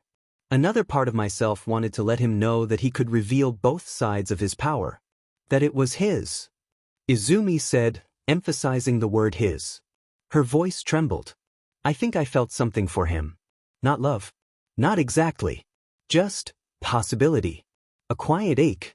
The kind that sits in your chest and doesn't ask for anything. Just stays. Izumi softly stated, her hand clutching her chest. She looked down at her hands, shuddering as she remembered the way he looked at another classmate of hers. But he was always looking at someone else. Yayoro Zumomo. She was brilliant. And he softened around her. I saw it. I respected it. I never said anything. Even if it hurt my heart more so than I ever thought. Izumi said, her hand clenching harder. Gohan's gaze didn't waver. Izumi continued, her voice thinner now. After the festival we talked more. Not often. But when we did it felt safe. Like he wasn't performing. Like he was just Shoto. Like we were actually friends. Izumi said, her voice gaining a little height. She paused. Her breath hitched. Then slammed her fist into the ground in front of the wall, a faint bit of resentment as well as anger in her body language. Then the war came. Izumi said, her voice strangely. Thin, cold. Hateful. The corridor seemed to darken, as if the memory itself pulled the light from the air. Gohan could sense the energy forming around Izumi's body. He could feel the anger coming from the girl in front of him. All the hatred that she had perfectly hidden in her world slowly coming out and revealing itself to the young half-scion. He died at Jakku. Her voice cracked, but she didn't stop. It wasn't just the war. It wasn't just the villains. It was his brother. Izumi said, a huge amount of anger floating from her body. Gohan's eyes narrowed slightly, not in judgment, but in focus. Tuya. He was fire incarnate. Rage and grief and vengeance wrapped in blue flames. Shoto. He stood in front of him like he always did. Like he could still reach him. Izumi's tone had dropped into utter hatred. The corridor lights flickered once. Gohan didn't react. But the aura around Izumi thickened like heat rising from a sealed furnace. He didn't fight back at first. He tried to talk to him. Tried to remind him of who he was. But Tuya, he didn't want to be saved. He wanted to burn everything Shoto stood for. Izumi said, a stray tear falling from her eye before it somehow dried up before touching her chin. Izumi's voice cracked. I saw it. From the ridge. Shoto was already injured. But he kept moving. Kept trying. I ran. I screamed. But by the time I reached the crater, Izumi said, voice cracking further. She paused. Her breath hitched. All that was left was scorched earth. And a half-melted scarf. The aura surged briefly, sharply. Gohan felt it ripple across his skin. It wasn't unstable. But it was powerful. Controlled only by Izumi's restraint. He didn't speak. He didn't move. He just listened. Izumi pressed her palm to the wall again, her fingers trembling. He died trying to save someone who didn't want saving. I think he knew that. Izumi said, her voice lowering further in audibility. Her voice dropped to a whisper. And I hate him for it. Not Shoto. Tuya. Izumi said, the rage. Hatred and a forgotten feeling mixed in. The words hung in the air like smoke. I hate that he took him from us. That he burned the only person who ever tried to reach him. That he made Shoto's death a statement instead of a sacrifice. Izumi said, turning her gaze to Gohan. Gohan's eyes softened. He understood now. The aura wasn't just power, it was mourning, twisted into fury. Izumi wasn't losing control. She was holding it back. He was fire and ice. And he chose to burn. Not for glory. Not for victory. For love. For family. For the hope that maybe, just maybe, his brother would remember him. Izumi said, before shaking her head. She closed her eyes. But Tuya didn't remember. He only saw the legacy. The father. The bloodline. And Shoto, he became another casualty of it. Izumi said, her posture slowly relaxing. The aura began to fade. Not vanish. Just settle. Like embers cooling beneath ash. Gohan finally spoke, his voice low. You carved his name. That means he mattered. Gohan said, placing a palm on her right shoulder. Izumi nodded, tears slipping silently down her cheeks. He did. And I never told him. They sat in silence. The corridor was quiet, the air still. The wall shimmered faintly in the fading light. Gohan didn't speak again. He just stayed. And Izumi, grieving, remembering, burning, pressed her palm to the name. Not for comfort. For gravity. 3 minutes later. Izumi's breath had steadied, but her eyes remained locked on the name carved into the wall. The aura around her had faded, but the ache hadn't. Gohan stayed beside her, silent, grounded. He didn't speak. He didn't move. He just waited. Todoroki Shoto. Izumi's voice returned, softer now. Not trembling. Just tired. After the battle, after the crater, I brought back what I could. His scarf. A fragment of his belt. A piece of his boot. I didn't know what else to do. Izumi whimpered, as Gohan kept his palm on her shoulder, a quiet comfort for the girl. She swallowed. We gathered in the ruins of the old shelter. Those of us who were left. I remember Yaoyorozu standing there. Her hands were shaking. Her eyes were cold. Apparently, our modern art history teacher, Miss Midnight, had been killed. Izumi said, her voice hollow. Gohan listened, his gaze steady. She didn't cry. Not like his mother did. Not like his sister. Not like his father, who just stared at the ground like he'd finally broken something he couldn't fix. Izumi said, the aura returning with a fury. Izumi's voice darkened. Yaoyorozu looked at me. Just looked. And then she said it. Izumi said, her eyes gaining a dark look. She paused. Her breath hitched. You were there. You could have stopped it. Izumi mimicked the young woman's voice, her fists clenching. Gohan's eyes flickered, but he said nothing. She didn't scream. She didn't accuse. She just said it. Like it was fact. Like my failure was carved into the moment. Her fists clenched ever harder, turning white. I tried to explain. I told her I couldn't reach him in time. That the blast, Izumi said before pausing. She stopped herself. She didn't care. She turned away. And from that moment on, we were done. Her voice was thin now. Hollow. We used to be teammates. Classmates. She was brilliant. Tactical. But after Shoto, she never looked at me the same way again. Gohan's voice was low. She loved him. Izumi nodded. I think she did. Not loudly. Not romantically. But deeply. In the way that made her believe she could protect him. And when she couldn't, she needed someone to blame. Izumi said, lowering her head. She looked at the wall again. I became that person. And I accepted it. Because part of me blamed myself too. Gohan didn't speak. But his presence was steady. Unshaken. Izumi pressed her palm to the wall again, her fingers trembling. I lost him. And I lost her. And I haven't spoken her name since then. Izumi said, rubbing her eyes. She closed her eyes. But I carved his. Because he mattered. Because he tried. Because he stood in front of the fire and didn't flinch. The corridor was quiet. The light dimmed. Outside, the sun dipped lower, casting long shadows across the compound. Gohan finally spoke, his voice soft. You remember him. That's enough. Izumi didn't respond. But her shoulders eased. Just slightly. And Gohan, still beside her, still listening, remained. Not to fix. Not to judge. Just to witness. Early evening, Capsule Corporation. The corridor had dimmed. The wall behind her shimmered faintly, etched with names and memory. Gohan had left her in silence, offering no words, only presence.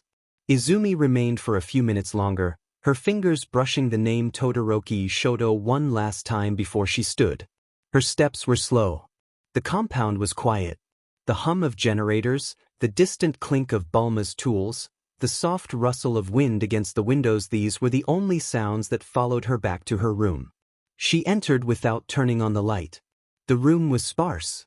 A cot. A desk. A small shelf with folded clothes. Her hero suit, cleaned and folded, resting beside the bed. But her eyes drifted to the corner where her backpack sat, untouched since her arrival. Izumi knelt beside it. She didn't know what she was looking for. Not exactly. But something in her chest tugged her toward it. Her fingers moved slowly, unzipping the main compartment, brushing past old bandages, a cracked data tablet, a folded scarf that wasn't Shoto's. Then she found it. A small, leather-bound notebook. The edges were worn, the corners slightly bent. She pulled it free, staring at the cover. Her breath caught. It was Momo's. Not her personal journal. Just a tactical notebook. The kind she used to hand out during missions customized for each teammate. Inside were formation sketches, emergency protocols, and a few handwritten notes tailored to Izumi's quirks and gear. The first page held a message. Neat, precise handwriting. A quiet encouragement. For Izumi, you always think 3 steps ahead. This should help you think 4. Izumi's fingers trembled. She hadn't read that line since before Jakku. Her breath hitched. She flipped through the pages, each one filled with care, intention, trust. Momo had made this for her. Not just as a teammate, as a friend. And then she remembered the moment it all broke. You were there. You could have stopped it. Izumi closed the notebook slowly. Not angrily. Just carefully. Like sealing a memory she wasn't ready to destroy. She didn't cry. But her chest ached. She placed the notebook on the desk, beside her sketchpad. Not buried. not displayed. Then she sat on the edge of her cot, arms wrapped around her knees, staring out the window as the last light of day faded into dusk. She didn't speak, but her breath shook. And somewhere in the compound, the wall of names stood quiet, waiting, holding space for the ones who were gone and the ones who couldn't be forgiven. Capsule Corporation, Training Field, age 70. The sky was still dark when Izumi stepped outside. The air was cool, tinged with dew and the faint hum of Capsule Corp's perimeter sensors. The city beyond the hills hadn't stirred yet. No traffic. No voices. Just the quiet hush of a world between breaths. She didn't wait for the others. Her boots hung from one shoulder, her braid loose, her hero suit zipped halfway. She crossed the courtyard slowly, each step deliberate as though her body were testing the ground for something it hadn't felt in a long time: stability, maybe. Or purpose. The training field stretched wide before her. Reinforced pylons lined the edges, gravity anchors embedded beneath the soil. It was a space built for impact, for motion, for power. But right now it was still, empty, waiting. Izumi stepped into the center. She didn't speak, didn't stretch.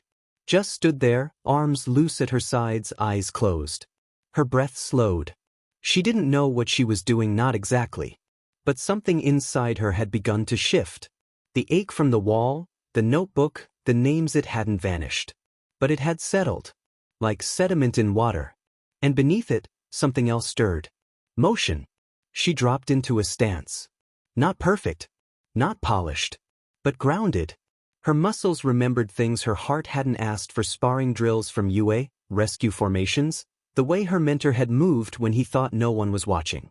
The way Todoroki had stood, half-turned, waiting for her to make the first move.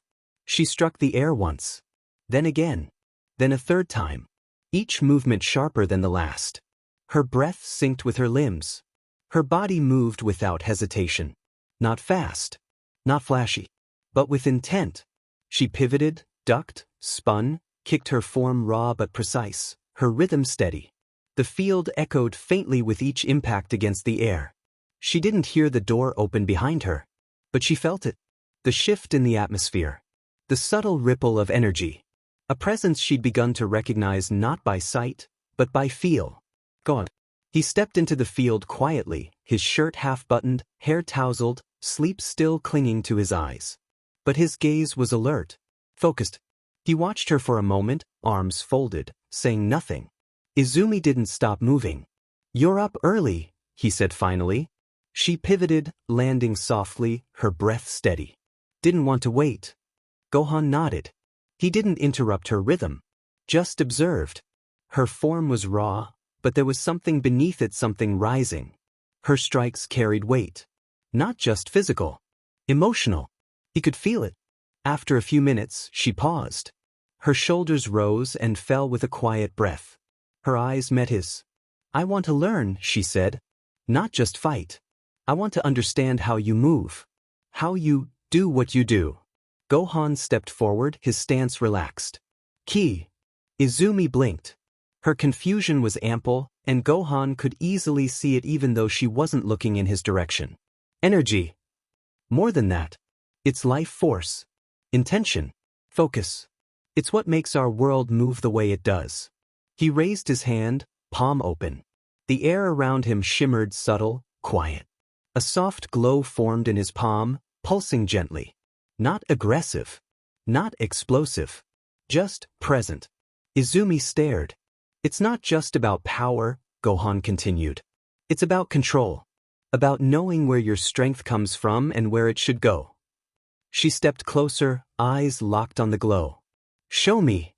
Gohan nodded. "Feel your breath. Let it settle. Then reach inward. Not with your mind. With your body." Izumi closed her eyes. She didn't feel anything at first. Just the wind. The ache in her shoulders. The memory of Shoto's name on the wall. But then something shifted. A flicker. The pulse. Her fingers twitched. Gohan watched her carefully. He could feel it. The stir of energy beneath her skin. Not wild. Not unstable. Just buried. "You're close." Izumi opened her eyes. Her breath was steady. Her hands were trembling. It feels like heat, but inside. Her voice sounding soft, gentle. Gohan nodded. That's your ki. You've carried it for years. You just didn't know its name. Izumi looked at her hands. Then at him. Her eyes gained a glint in them that caused Gohan to smile at the hidden fighter within her soul. Mr. Piccolo would have loved her. If he wasn't killed of earlier than he was. Teach me, please. Her voice carried a tone that was desperate. Gohan smiled. I already am. 3 hours later. The sun had begun to rise, casting long golden streaks across the training field. The air was still cool, but the light was shifting, warming the soil, illuminating the reinforced pylons, catching the edges of Izumi's braid as she stood in the center of the field. She was sweating. Not from exertion. From focus. Her stance was low, her arms trembling slightly, her breath slow and deliberate. Gohan stood a few feet away, watching her with quiet intensity. He hadn't spoken in several minutes. He didn't need to. Izumi was listening not to his words, but to her own body. Ki isn't something you force, he'd said earlier. It's something you find. Something you learn to hear. Izumi had nodded. But now, in the silence, she was beginning to understand what he meant. Her body was sore. Her muscles ached. But beneath the fatigue, something was stirring. A flicker. The pulse. Like a heartbeat she hadn't noticed before. She closed her eyes. She tried to reach inward, not with thought, but with breath. With instinct. With the part of her that had survived battles, loss, and the weight of names carved into metal. Her fingers twitched. Gohan's eyes narrowed slightly. He could feel it. The faintest ripple of energy. Not enough to manifest. Not yet. But it was there. You're close, he said softly. Izumi didn't respond. She was too focused. Her breath slowed further. Her stance adjusted. She wasn't trying to summon power. She was trying to listen to it. And then a flicker. A faint shimmer around her fingertips. Barely visible. Like heat rising from pavement. She gasped, eyes snapping open. The shimmer vanished. Gohan smiled. That was it. Izumi stared at her hands. Trying to remember the feeling she had on the tips of her fingers. Not only that, but she could feel the heat that it generated. It was warm, like sitting in front of a fireplace, absorbing as much warmth into her body on a cold winter night. But, most importantly, it felt like pressure. Like something was trying to move through me. That's your ki. You've carried it for years. You just didn't know its name. Gohan said, a smile on his face. Didn't you say that earlier? Izumi asked, looking to him. I guess I did. You want to continue? Gohan asked, leaning towards her with a smile. Yeah. Izumi said, a small smile appearing on her face. She nodded slowly, her chest rising and falling with quiet awe. Behind them, the door to the compound slid open with a soft hiss. Trunks stepped out, rubbing his eyes, his hair tousled from sleep. He wore his training gear, loose pants, sleeveless top, boots half-laced. He blinked at the sunlight, then looked toward the field. His eyes widened slightly. You're already training? He asked, walking over. Gohan glanced at him. Giving a small sigh of exasperation filled with mirth that Trunks was blushing from embarrassment at what was stated by the elder scion. She started before sunrise. Trunks looked at Izumi, then at the faint shimmer still lingering in the air. He could see how she was doing her very best in order to learn it, although he could see that she was pushing herself a little too hard. But he let it slide this once, since this was her first time learning how to use ki, probably going off an adrenaline rush at the moment, pushing herself further. You're learning ki? Izumi nodded, wiping sweat from her brow. Trunks also realized that she looked much better when she was sweating. Why was he having this thought again? Trying to. Trunks smiled, impressed. Seeing her get this far with learning how to use ki was amazing, apparently almost as good as Goku was when he was a kid. She's a prodigy in the making. Just like him. Most people take weeks just to feel it. You're already close. Izumi didn't smile back. She was still processing. Still listening. Trunks stepped beside Gohan, dropping into a stance. Mind if I join? Gohan nodded. then added on to make sure that he wasn't going to try and show off to the new student. Let's keep it light. She's still learning to hear it. Trunks nodded, then turned to Izumi. He gave her a smile on his face as he spoke to her, his tone light and filled with challenge. You okay with that? Izumi looked at him. Her eyes were steady, focused. She could sense the challenge in his tone, and for a moment, she gave him a challenging grin on her own face. I want to learn. I want to move. I want to fight. Trunks grinned. He was happy that she was working out with him and Gohan now. Hopefully they would have another fighter to help them against the androids. But she'd need some serious power increases if she was going to stand a chance. Kind of like him. Then let's get started. 0W0. Izumi's breath was steady now. Her stance had shifted lower, more grounded. The tremble in her arms had faded, replaced by a quiet tension. She wasn't just mimicking movements anymore. She was listening, feeling, reaching. Gohan watched her with quiet pride. She wasn't forcing anything. She was learning to hear herself. Trunks stood nearby, arms folded, his expression unreadable. He'd been watching her for several minutes, saying nothing. But his posture had changed, more alert, more engaged. When he finally spoke, his tone was casual. But there was weight behind it. You've got good instincts, he said. But instincts only get you so far. Izumi turned to him, sweat clinging to her brow. Her mind was racing with how to interpret what Trunks was currently telling her. She was really confused. What are you saying? Trunks shrugged, stepping forward. I'm saying you've got potential. But potential doesn't mean control. And control's what keeps you alive. Izumi didn't flinch. Although, her face gave an expression as though she wanted him to show her himself so she could see what she was getting wrong. Then show me. Trunks smiled. Not mockingly. Not arrogantly. Just knowingly. Gohan watched from the side with pride. He wasn't even teaching Izumi how to use her own ki in the moment. Trunks was taking charge and teaching her. Not what he expected, but it was definitely something that he would imagine was good for the boy. Alright, let's see what you've got. Gohan stepped back, arms crossed. He could see that Trunks was wanting to spar with Izumi as a way of trial by fire, in a way to teach her how to use her ki in the middle of a training spar. Keep it light. She's still learning. Trunks nodded, but his eyes never left Izumi. They circled each other slowly. The field was quiet, the wind brushing against the pylons. Izumi dropped into a stance imperfect, but focused. Trunks mirrored her, his movements fluid, practiced. The first exchange was simple. A feint. A dodge. A low kick that Izumi blocked, barely. She countered with a palm strike too slow. Trunks caught her wrist, twisted gently, and stepped back. You're thinking too much, he said. Izumi reset. Her breath slowed. She moved again, this time faster. A sweep, a pivot, a strike aimed at his shoulder. Trunks blocked, but his eyes flickered. She was adapting. They moved faster now.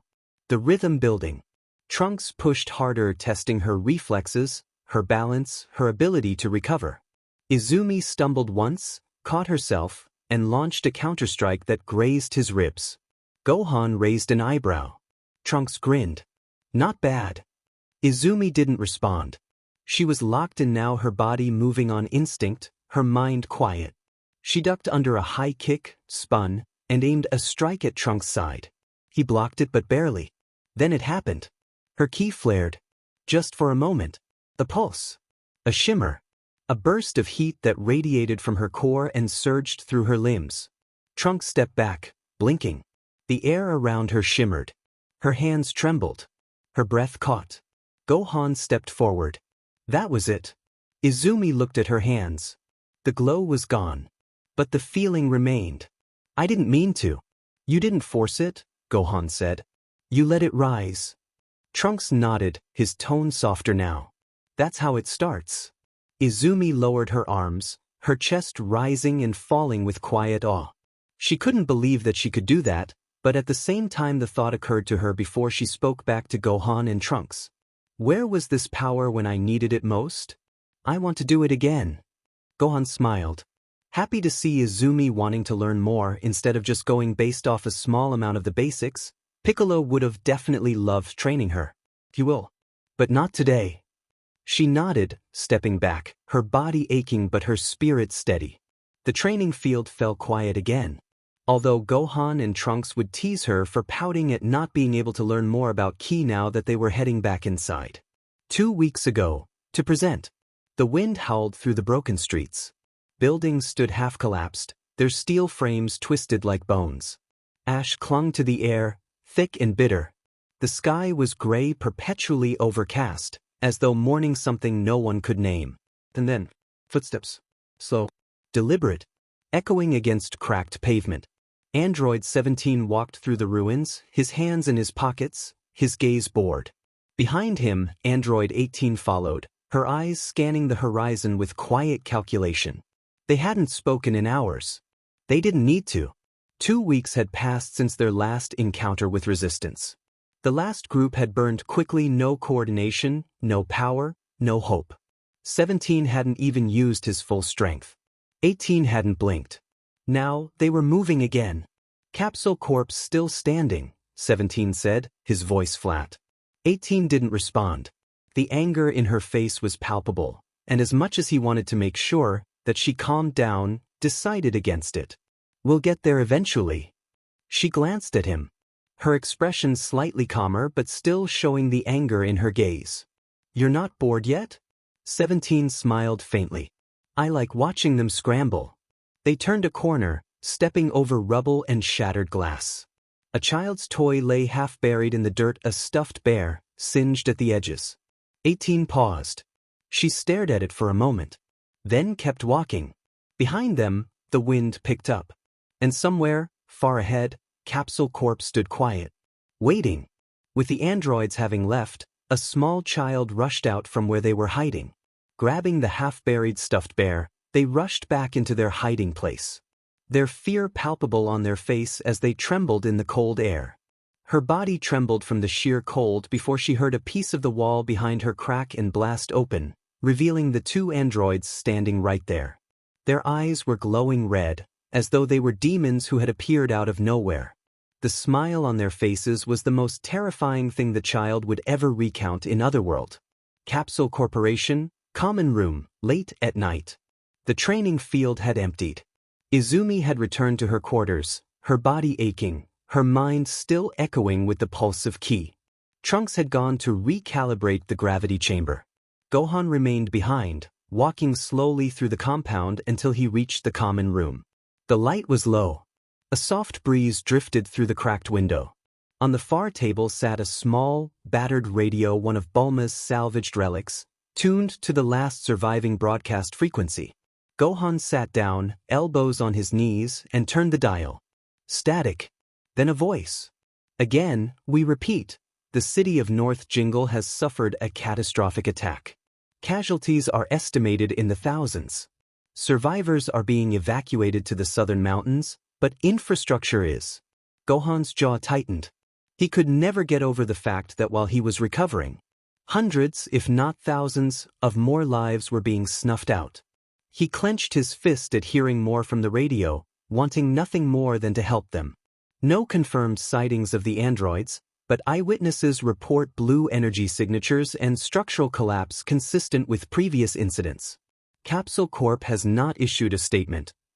The voice crackled, then faded into static. Gohan leaned back, eyes narrowed. He didn't speak. He didn't move. But his aura shifted just slightly. A quiet tension beneath the surface. Outside, the wind picked up. Inside, the radio continued to hum soft, broken, and full of warnings. And somewhere, far beyond the hills, the androids kept walking. Capsule Corporation, West Wing, inscription board, age 780. She had carved dozens of names. But this one echoed differently. The hills seemed to hold their breath. Izumi woke before the others. The compound was still, wrapped in the pale hush of dawn. Her body ached from yesterday's training, but the pain was familiar now, like an old companion that never spoke unless spoken to. She sat up slowly, brushing hair from her face, and reached for the sketchpad beside her cot. The pages were worn, corners curled from use. She flipped past drawings of Denki, Yaoyorozu, even Aoyama, each rendered in soft charcoal lines, each paired with a name etched into the wall outside. Today's page was blank. She stared at it for a long time before her hand began to move. The lines came slowly. Curved horns. A wide grin. Eyes that sparkled even in grayscale. Mina Ishido. Izumi didn't cry. She hadn't cried in weeks. But her chest tightened with every slide, as if her ribs were folding inward. When the drawing was done, she pressed her fingers to the paper just for a moment. Then she rose, sketchpad in hand, and stepped outside. The wall stood at the edge of the compound, facing the plateau. It was rough stone, pitted and scarred, but Izumi had made it sacred. Each name carved here was a promise. I remember you. I carry you. Looking to the left of the wall, she still could see the whiteboard with the writing on it. For the ones who were lost, the names we do not know. We still remember you. Bulma. She knelt, setting the sketchpad beside her, and picked up the chisel. Mina Ishido. She carved the first letter. Then she glanced to her right. The mountain loomed in the distance, its peak shrouded in mist. Mount Fuji. The place where she had found Mina. The chisel slipped from her hand and clattered to the ground as she felt a memory spike. And the memory came. Flashback. She had been walking for days.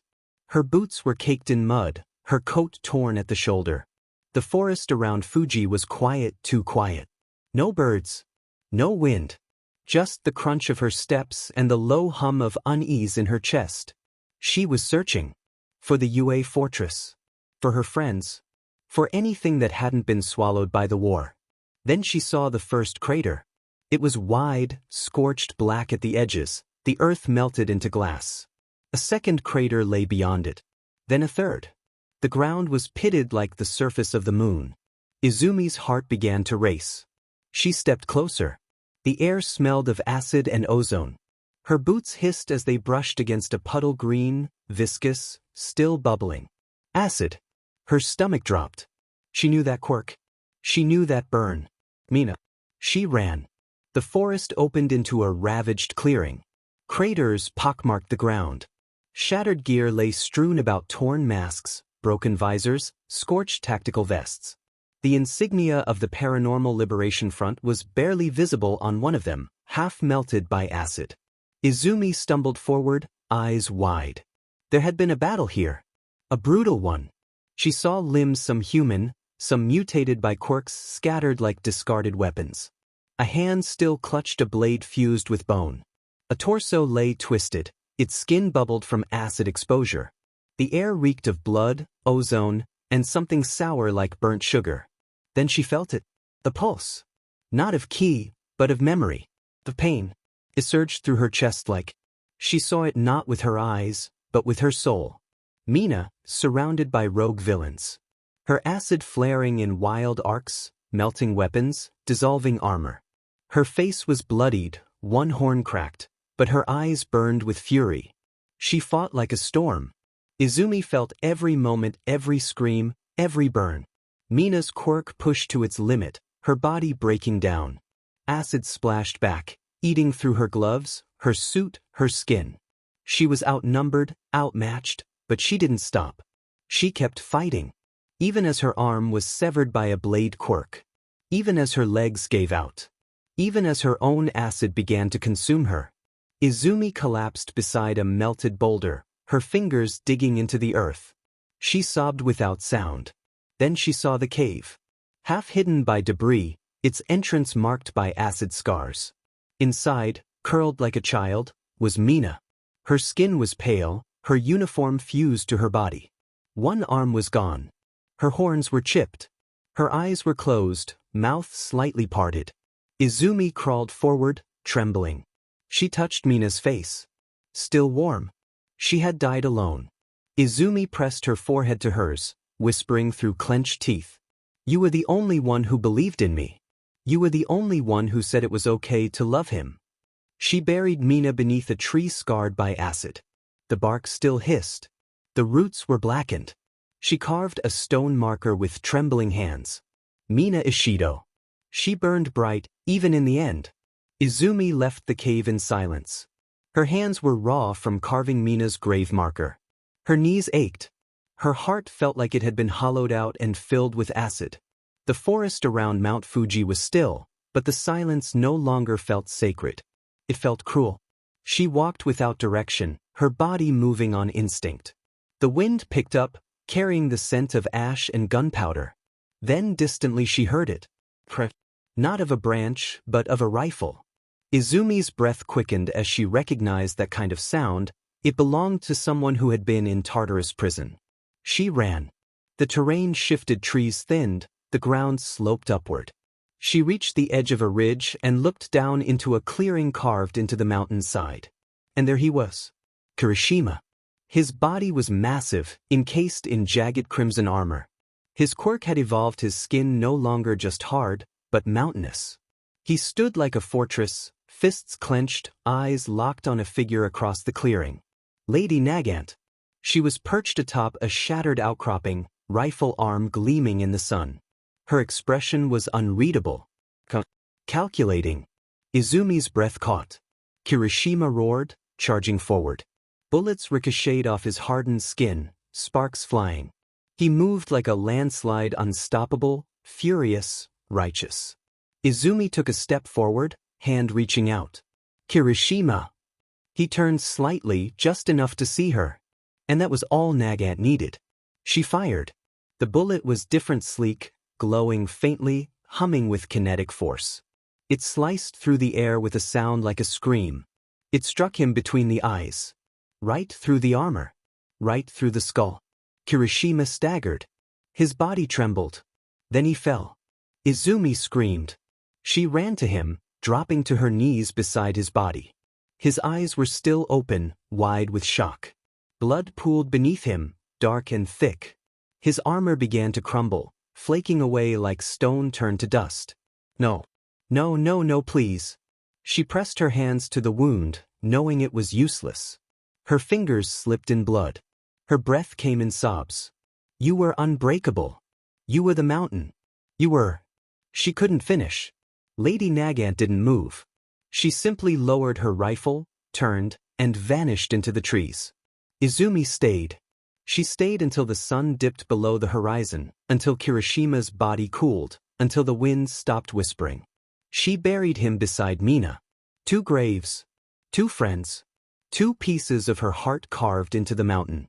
Flashback over. 0W0. The chisel lay still in her hand. Izumi stared out the window, eyes locked on the distant silhouette of Mount Fuji. The mist hadn't lifted.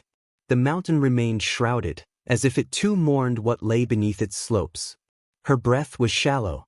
Her fingers trembled. She didn't notice the footsteps behind her until they stopped. Bulma stood a few paces away, arms folded, her gaze heavy with concern. The wind tugged at her coat, but she didn't move. She just watched Izumi, quiet, patient, worried. You've been out here a while, Bulma said softly. Izumi didn't respond. Bulma stepped closer, her boots crunching against the gravel. She glanced at the wall, at the newest name etched into the stone. Her lips parted slightly when she read it. Mina Ishido. She exhaled. She meant a lot to you. Izumi nodded, barely. She was the first to say it was okay. To love him. To fight for something that wasn't just survival. Bulma didn't interrupt. She let the silence stretch, let the wind speak. Izumi turned slightly, her eyes still distant. I saw her. I felt her die. I felt everything. Bulma's expression softened. She stepped beside Izumi, placing a hand gently on her shoulder. You carry too much. Izumi's jaw tightened. I have to. If I don't, who will? Bulma didn't argue. She just stood there, her presence steady. Not as a scientist. Not as a strategist. But as someone who had buried too many names herself. The wind shifted. Izumi looked back at the wall. The names shimmered faintly in the morning light, each one a scar carved into stone. We're going out today, she said quietly. Scouting. Trunks, go honey. Bulma's hand lingered for a moment longer, then dropped. Then come back. All of you. Izumi didn't promise. She just picked up the chisel, brushed dust from Mina's name, and turned toward the compound. West Wing, Capsule Compound, West City. Izumi didn't move. She stood at the West Wing inscription wall, her fingers curled loosely around the chisel, her breath shallow. The name she'd carved, Mina Ashido, seemed to glow against the stone, as if the wall itself mourned her. The mountain loomed in the distance. And Izumi was somewhere else entirely. Her knees buckled. She didn't fall, but she staggered, one hand bracing against the wall. Her vision blurred. Her chest felt like it was collapsing inward, like her ribs were trying to crush her heart before it could break again. She heard the acid, felt the heat, saw the bullet. Her body trembled. Then hands. Gentle, firm. A voice. Izumi. Look at me. Bulma. Izumi blinked, her eyes unfocused. Bulma was in front of her now, crouched slightly, her hands on Izumi's shoulders. Her expression was calm, but her eyes were sharp, watching, measuring, caring. You're here, Bulma said softly. You're not in that forest anymore. Izumi's lips parted, but no sound came. Bulma guided her down to sit on the low stone ledge beneath the wall. She didn't rush. She didn't speak again until Izumi's breathing began to slow. I know what it's like, Bulma said finally. To lose someone and keep walking like you didn't. Like you have to. Izumi's gaze flicked toward her, tears beginning to form in her eyes. I saw her die. I felt it. Mina. And then Kirishima. Bulma nodded, her voice steady. You didn't just lose them. You carried them. That's heavier than most people ever understand. Izumi clenched her fists. Her expression changed to one of frustration, something that wasn't really something she knew much about. Considering the fact she's been passive for most of her life, the only thing that ever frustrated her was if a quirk didn't make sense to her mind. I don't know how to put it down. Bulma reached into her coat and pulled out a small cloth, dabbing gently at the dust on Izumi's face. You don't have to. Not all at once. But you do have to stand. Because there are people still out there. People who need you. Izumi swallowed hard. Fear building up in her expression, tears still threatening to fall. I'm scared. Bulma didn't flinch. Her expression soft, gentle. As if she were Izumi's mother instead of Trunks. Good. That means you still care. They sat in silence for a moment, the wind brushing past them like a whisper. Then Bulma stood, offering her hand. Come on. The boys are waiting. We've got a mission to plan. Izumi looked at her hand. Then at the wall. Then she stood. Not because she was ready, but because she had to be. Capsule Corporation, Common Room. The common room was quiet, lit by the soft amber glow of a single overhead lamp. The walls bore the wear of years' scorch marks, patched wiring, a faint hum from the backup generator. Outside, the wind had died down. Inside, the silence felt almost sacred. Bulma moved with practiced calm, setting a kettle on the portable stove. She didn't speak right away. Just filled 3 chipped mugs, added a splash of honey to each, and placed them gently on the table. Gohan accepted his with a quiet nod. Trunks took his and leaned back against the wall, eyes flicking toward Izumi. She sat stiffly, hands wrapped around her mug, shoulders tight. Her fingers trembled barely. Just enough to make the tea ripple. Gohan noticed. So did Trunks. Neither said a word. Bulma sat last, her own mug untouched. She looked at each of them in turn, her expression composed but tired. We're running low, she said finally. On everything. But most critically on the rare metals we need for the Time Machine Stabilizer Core. She tapped the tablet on the table. A map flickered to life, grainy and incomplete. North City pulsed faintly in blue. There's a cache near the old industrial district. It was a research site before everything fell apart. My scans picked up traces of tritanium, ceruleum, and maybe even refined zentrite. If it's intact, it could buy us months. Trunks leaned forward, his expression serious and looking as though he wanted to fight something. Any signs of hostiles?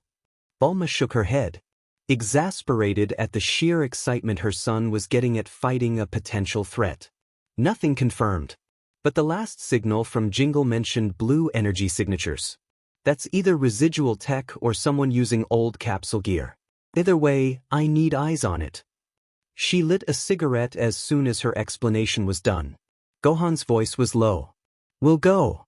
Bulma nodded. "You'll need to move fast. The terrain's unstable, and the cache is buried beneath a collapsed sector. I've uploaded schematics to your scouters. There's a ridge south of the city. Use it for overwatch."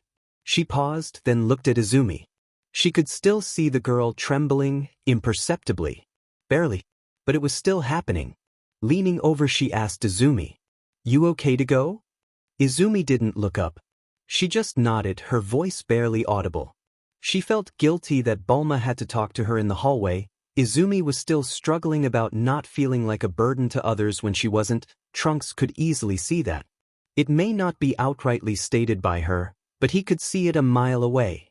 After all, he sometimes thought that from time to time. "I'm fine." Bulma didn't press. Not because she didn't want to, she really wanted to. But she wanted to also place trust in Izumi for this mission. She reached into her coat and slid a small capsule across the table. "Emergency beacon. If things go sideways, trigger it. I'll come myself if I have to." Trunks pocketed it. He nodded at her as if to say he will. Bulma stood, gathering the empty mugs. "You leave in 20 minutes. Gear up. And remember, this isn't a fight. It's a recovery mission. Get in, get the medals, get out." She turned toward the kitchen, then paused. "And Izumi?" Izumi looked up, curious as to what the genius wanted to tell her again. "You're not alone out there." Izumi's grip tightened around her shirt. She nodded again. This time, it felt real. North City Sector, south of North City, age 780. The compound was quiet as Izumi stepped into the gear room. Her gloves were still damp from the tea mug, her fingers steady now but only just. She moved with practiced rhythm, strapping on her boots, checking her scouter, sliding Mina's sketch into the inner lining of her chest plate. Gohan was already suited up, his expression calm but unreadable. Trunks adjusted the strap on his sword, glancing at Izumi briefly. "You good?" he asked. Izumi nodded. "Let's go," Gohan said, the trio leaving the small compound. 3 hours later. The journey took hours. They flew low, skimming treetops and broken highways, the wind biting at their faces. The terrain grew more desolate the closer they got to North City. Collapsed buildings, rusted vehicles, roads swallowed by vines and ash. Izumi kept her eyes forward, but every ruin felt like a memory. Every crater a grave. They landed just outside the industrial sector, the air thick with static. The cache was buried beneath a collapsed research facility, its skeletal remains jutting from the earth like broken ribs. Gohan scanned the perimeter. No movement. But the energy signatures are erratic. Trunks crouched near a half-buried console, brushing aside debris. His expression looked a bit bored, but at the same time happy for that bored feeling. Capsule tech. But it's still humming. Izumi stepped toward the ridge, her boots crunching against shattered glass. She looked out over the city ruins, the wind tugging at her coat. Then she felt it. A shift. A pressure. Her scouter blinked red. "Incoming," she called out, gathering the two's attention. They came without sound. Android 17 dropped from the sky like a blade, his eyes cold, his aura sharp. Android 18 followed, her boots touching down with eerie grace, her gaze sweeping over the trio like a predator sizing up prey. "You're far from home," 17 said. Gohan stepped forward, his stance widening. "We're not here to fight." "Then you shouldn't have come," 18 replied. The air snapped. Izumi barely had time to react before 17 lunged, his fist colliding with Gohan's guard in a shockwave that shattered nearby concrete. Trunks drew his sword, intercepting 18's kick midair, sparks flying as steel met synthetic bone. Izumi moved instinctively, her ki flaring, her body light. She struck at 17's flank, her fist grazing his ribs, but he twisted, catching her wrist and hurling her into a wall. She hit hard, dust exploding around her. "Izumi!" Gohan shouted, breaking free and launching a blast that sent 17 skidding back. Trunks was faster than before, but 18 matched him blow for blow, her strikes precise, relentless. His sword sliced through her jacket, but she didn't bleed. She didn't even flinch. Izumi rose, coughing, her eyes blazing. She remembered Mina. She remembered Kirishima. She charged. The fight stretched on minutes into hours. The terrain became a battlefield, the cache forgotten beneath the rubble. Ki blasts lit the sky. Steel clashed with bone. Blood mixed with dust. Izumi fought like a storm. But the androids didn't tire. Didn't falter. Didn't feel. The battle raged on. Smoke curled through the shattered streets, ki blasts lighting the sky in bursts of blue and gold. Gohan traded blows with Android 17, their movements blurring with speed. Trunks clashed steel against bone, his sword carving arcs through the dust as Android 18 countered with brutal precision. Izumi darted between them, her ki flaring, her body aching. Every strike was a memory. Every dodge a name. Then she saw it. A child no older than 10 stumbling from the wreckage of a collapsed building. Dust clung to his hair. His eyes were wide with terror. He ran blindly, straight into the open. Trunks saw him too. No! He broke formation, leaping toward the boy, arms outstretched. Android 18's eyes narrowed. She raised her hand. The blast formed tight, focused, lethal. Izumi's scouter screamed. A fear built up in her mind that this could be the boy's final moments, attempting to save a child out on a mere recon mission. Trunks! He turned, just enough to shield the child. His back was exposed. The blast fired. Izumi moved. Time slowed. She surged forward, ki exploding around her, her body a blur of motion. She reached Trunks just as the blast struck. It hit her square in the back. The force tore through her armor, searing flesh, hurling her forward into Trunks. They crashed to the ground, the child caught safely between them. Izumi screamed. Not from pain. From memory. From Mina. From Kirishima. From every name carved into the wall. Trunks rolled, cradling her, eyes wide. Izumi! Her body convulsed, smoke rising from the wound. Blood pooled beneath her, dark and fast. Gohan roared, his aura erupting, driving Android 17 back with a blast that shattered the pavement. Android 18 lowered her hand, expression unreadable. Izumi coughed, her voice a whisper. Alone. Trunks pressed his hand to the wound, his breath ragged. His mind racing as to why the young woman would even attempt to save his life. He had far more durability than she does. This could kill her. Stay with me. Stay with me. The child sobbed quietly, clutching Izumi's arm. The battle paused. Just for a moment. Just long enough for the cost to be felt. Smoke curled around them. Izumi lay cradled in Trunks' arms, her body limp, blood seeping through the scorched armor at her back. Her breath came in shallow gasps, each one a struggle. Her eyes fluttered, barely open. Trunks couldn't speak. He couldn't think. All he could do was feel the heat of her blood on his hands, the weight of her body, the echo of her voice. Alone. She had taken the blast meant for him. She had chosen to take it. Android 18 watched from across the rubble, her hands still lowered, her expression unreadable. Android 17 hovered above, his gaze flicking between the trio. Calculating. Gohan landed beside them, his boots cracking the pavement. He dropped to one knee, pressing his hand gently to Izumi's chest. Stay with us, he whispered.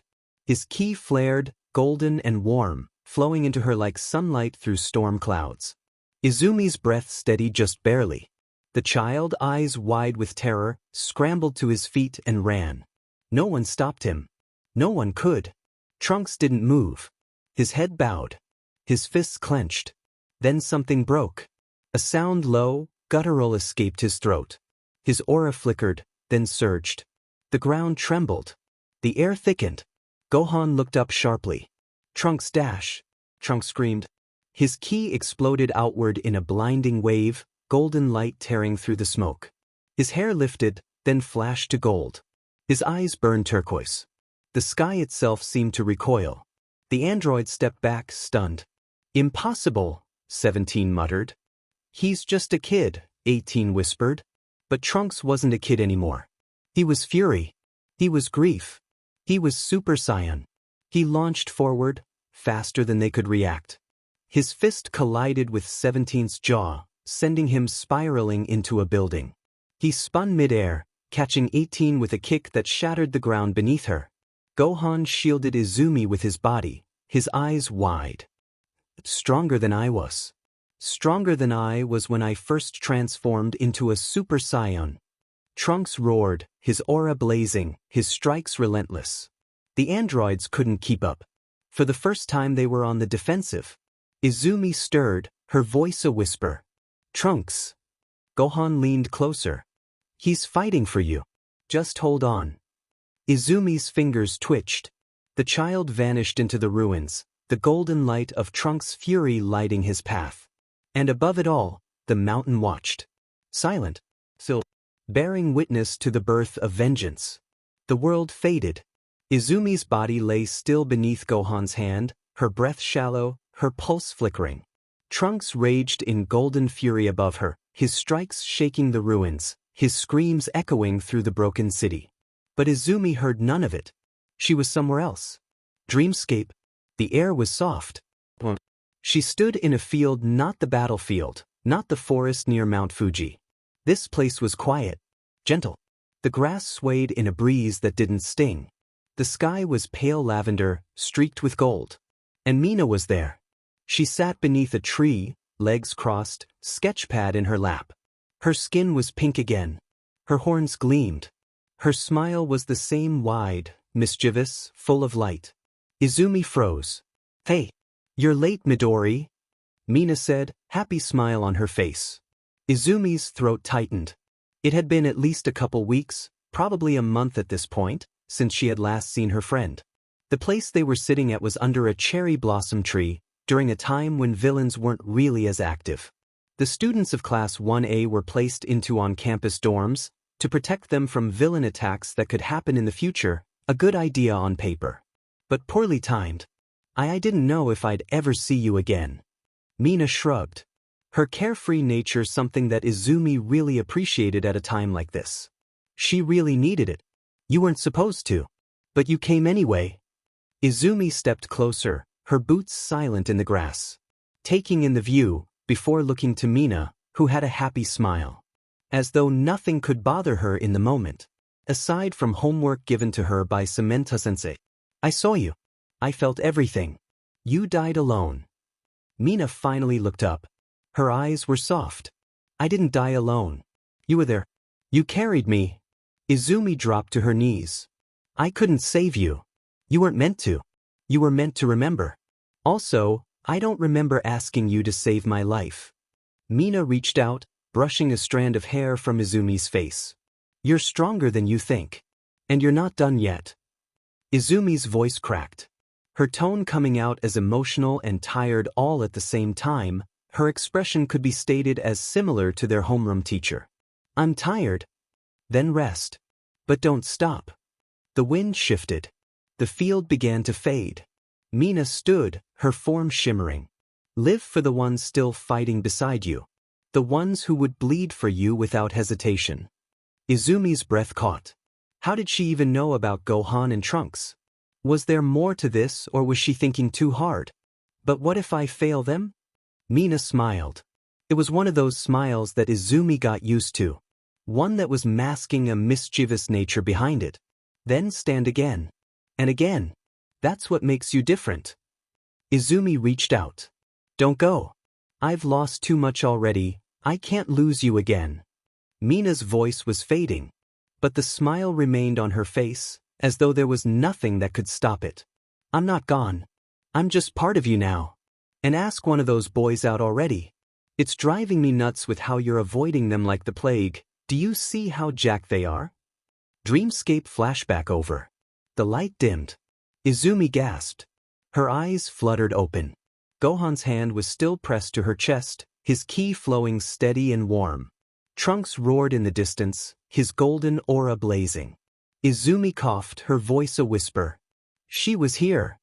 Gohan leaned closer. Confused as to what Izumi was talking about, Trunks looked to be handling his own. But there was only a matter of time before Super Saiyan would run out for the boy. Who? Izumi's eyes filled with tears. Mina. She looked up at the sky, the dust swirling above her. And for the first time in days, she felt alive. Trunks slammed into the dirt. The impact cracked the earth, sending dust and debris into the air. His golden aura flickered, unstable, sputtering like a flame caught in the wind. Blood streaked down his temple. His breaths came in ragged bursts. Android 17 hovered above, expression cold. "Impressive," he said. "But predictable." Android 18 landed beside him, her boots silent against the rubble. "They always burn out." Trunks tried to rise, fists trembling, but his body refused. His Super Saiyan form had lost its edge, surprise had given way to exhaustion, and the androids had adapted. Gohan landed hard, skidding between Trunks and the androids, his stance wide, his eyes blazing. "That's enough." He didn't wait for a response. With a burst of ki, Gohan unleashed a blinding wave of energy not to destroy, but to cover. The blast tore through the ruins, forcing the androids to shield their eyes, their sensors scrambling. Gohan turned, scooping Izumi into his arms. Her body was limp, her breath shallow but steady. The energy he'd given her still pulsed faintly. Beneath her skin, Trunks moved. Trunks staggered to his feet, his aura dimming, his hair flickering between gold and lavender. He didn't speak, just nodded, jaw clenched, and launched into the air behind Gohan. They flew. The androids didn't pursue. Not yet. They cleared the ridge in seconds, the city falling away behind them. Smoke curled into the sky. The child they'd saved was nowhere in sight, gone into the ruins, into the silence. Gohan didn't speak. Trunks didn't look back. Izumi stirred faintly in Gohan's arms, her voice a whisper. "I saw her." Gohan glanced down. "Mina?" Izumi nodded, eyes barely open. "She told me to live." Gohan's grip tightened. "Then we will." The wind howled around them as they flew toward the horizon. And behind them, the mountain watched. Still silent. Waiting. Capsule Corporation, West City, age 780. The hum of the med bay was low and constant, like a heartbeat beneath the walls. Izumi lay unconscious on the central cot, her back wrapped in biofoam and reinforced gauze. Her breathing was steady now, but shallow. The monitors pulsed in rhythm with her heartbeat, slow, fragile, alive. Trunks sat nearby, elbows on his knees, his hair still faintly golden at the tips. He hadn't spoken since they landed. His knuckles were bruised. His sword lay untouched against the wall. Gohan stood at the far end of the room, arms folded, watching the monitors with quiet intensity. Bulma entered slowly. She didn't speak at first. Just walked to Izumi's side, her eyes scanning the readouts, her fingers brushing a lock of hair from Izumi's face. Then she exhaled. "You got the medals?" Gohan nodded. Although the expression on his face was grim, but he glanced at Trunks with guilt. "All of them. Tritanium, ceruleum, even a sealed Zentrite core." It was buried deeper than expected, but intact. Bulma didn't smile. She looked at Izumi. "And this is what it cost." Trunks flinched. Bulma turned to him. "You transformed." Trunks nodded, voice low. "She took the blast meant for me." Bulma's jaw tightened. She moved to the counter, poured herself a cup of water, but didn't drink it. Her hands trembled slightly. "I built the time machine to save lives. To rewrite the future. But every time we get closer, someone bleeds for it." She looked at Izumi again. "She's just a kid. And she keeps throwing herself into fire like she's already ash." Gohan stepped forward. "She's not doing it for glory. She's doing it because she believes in us." Bulma's eyes shimmered. "I know. That's what scares me." She turned to Trunks. "You saw her fall. You felt her ki vanish. What did it do to you?" Trunks swallowed hard. "It broke something. And then it lit something else." Bulma nodded slowly. "Good. Hold on to that. But don't let it consume you." She moved back to Izumi's side, sat down beside the cot. "When she wakes up, I'm going to tell her she's not allowed to die for anyone else. Not without permission." Gohan smiled faintly. "She won't listen." Bulma sighed. "I know." The room fell quiet. Outside, the wind stirred the trees. The compound hummed. The time machine waited. And inside, 3 warriors stood in silence, grateful for survival, haunted by its price. With the androids, the dust settled. The ruins of North City lay quiet again, scorched and cracked, the air still humming with residual ki. The child was gone. The trio had escaped. And the androids stood in the aftermath, singed, scowling, and very much not victorious. Android 17 folded his arms, glaring at the horizon. You hesitated. Android 18 turned slowly, her eyes narrowing. Excuse me? You had the shot. You paused. I saw it. I paused because you were in the way, genius. 17 scoffed. I was executing a flank maneuver. You were posing. It's called intimidation. It's called wasting time. 17 side twitched. You let the girl live. Twice. 18 stepped forward. And you let the Super Saiyan punch you into a building. So maybe don't lecture me about tactical failure. They stared at each other. Then, without warning, 17 fired a low-powered blast at her feet. 18 jumped back, snarling. Oh, you want to go? I'm already gone. They launched at each other not to kill, but to vent. Blasts flew, kicks landed, rubble cracked. It was less a battle and more a tantrum with superhuman consequences. A nearby building, already half collapsed, gave up and crumbled entirely. After a few minutes, they stopped. 18 dusted off her jacket. Feel better? 17 adjusted his collar. Slightly. They turned back toward the ruins. Next time, 18 muttered, we kill them before they start monologuing. Agreed. And with that, they vanished into the smoke.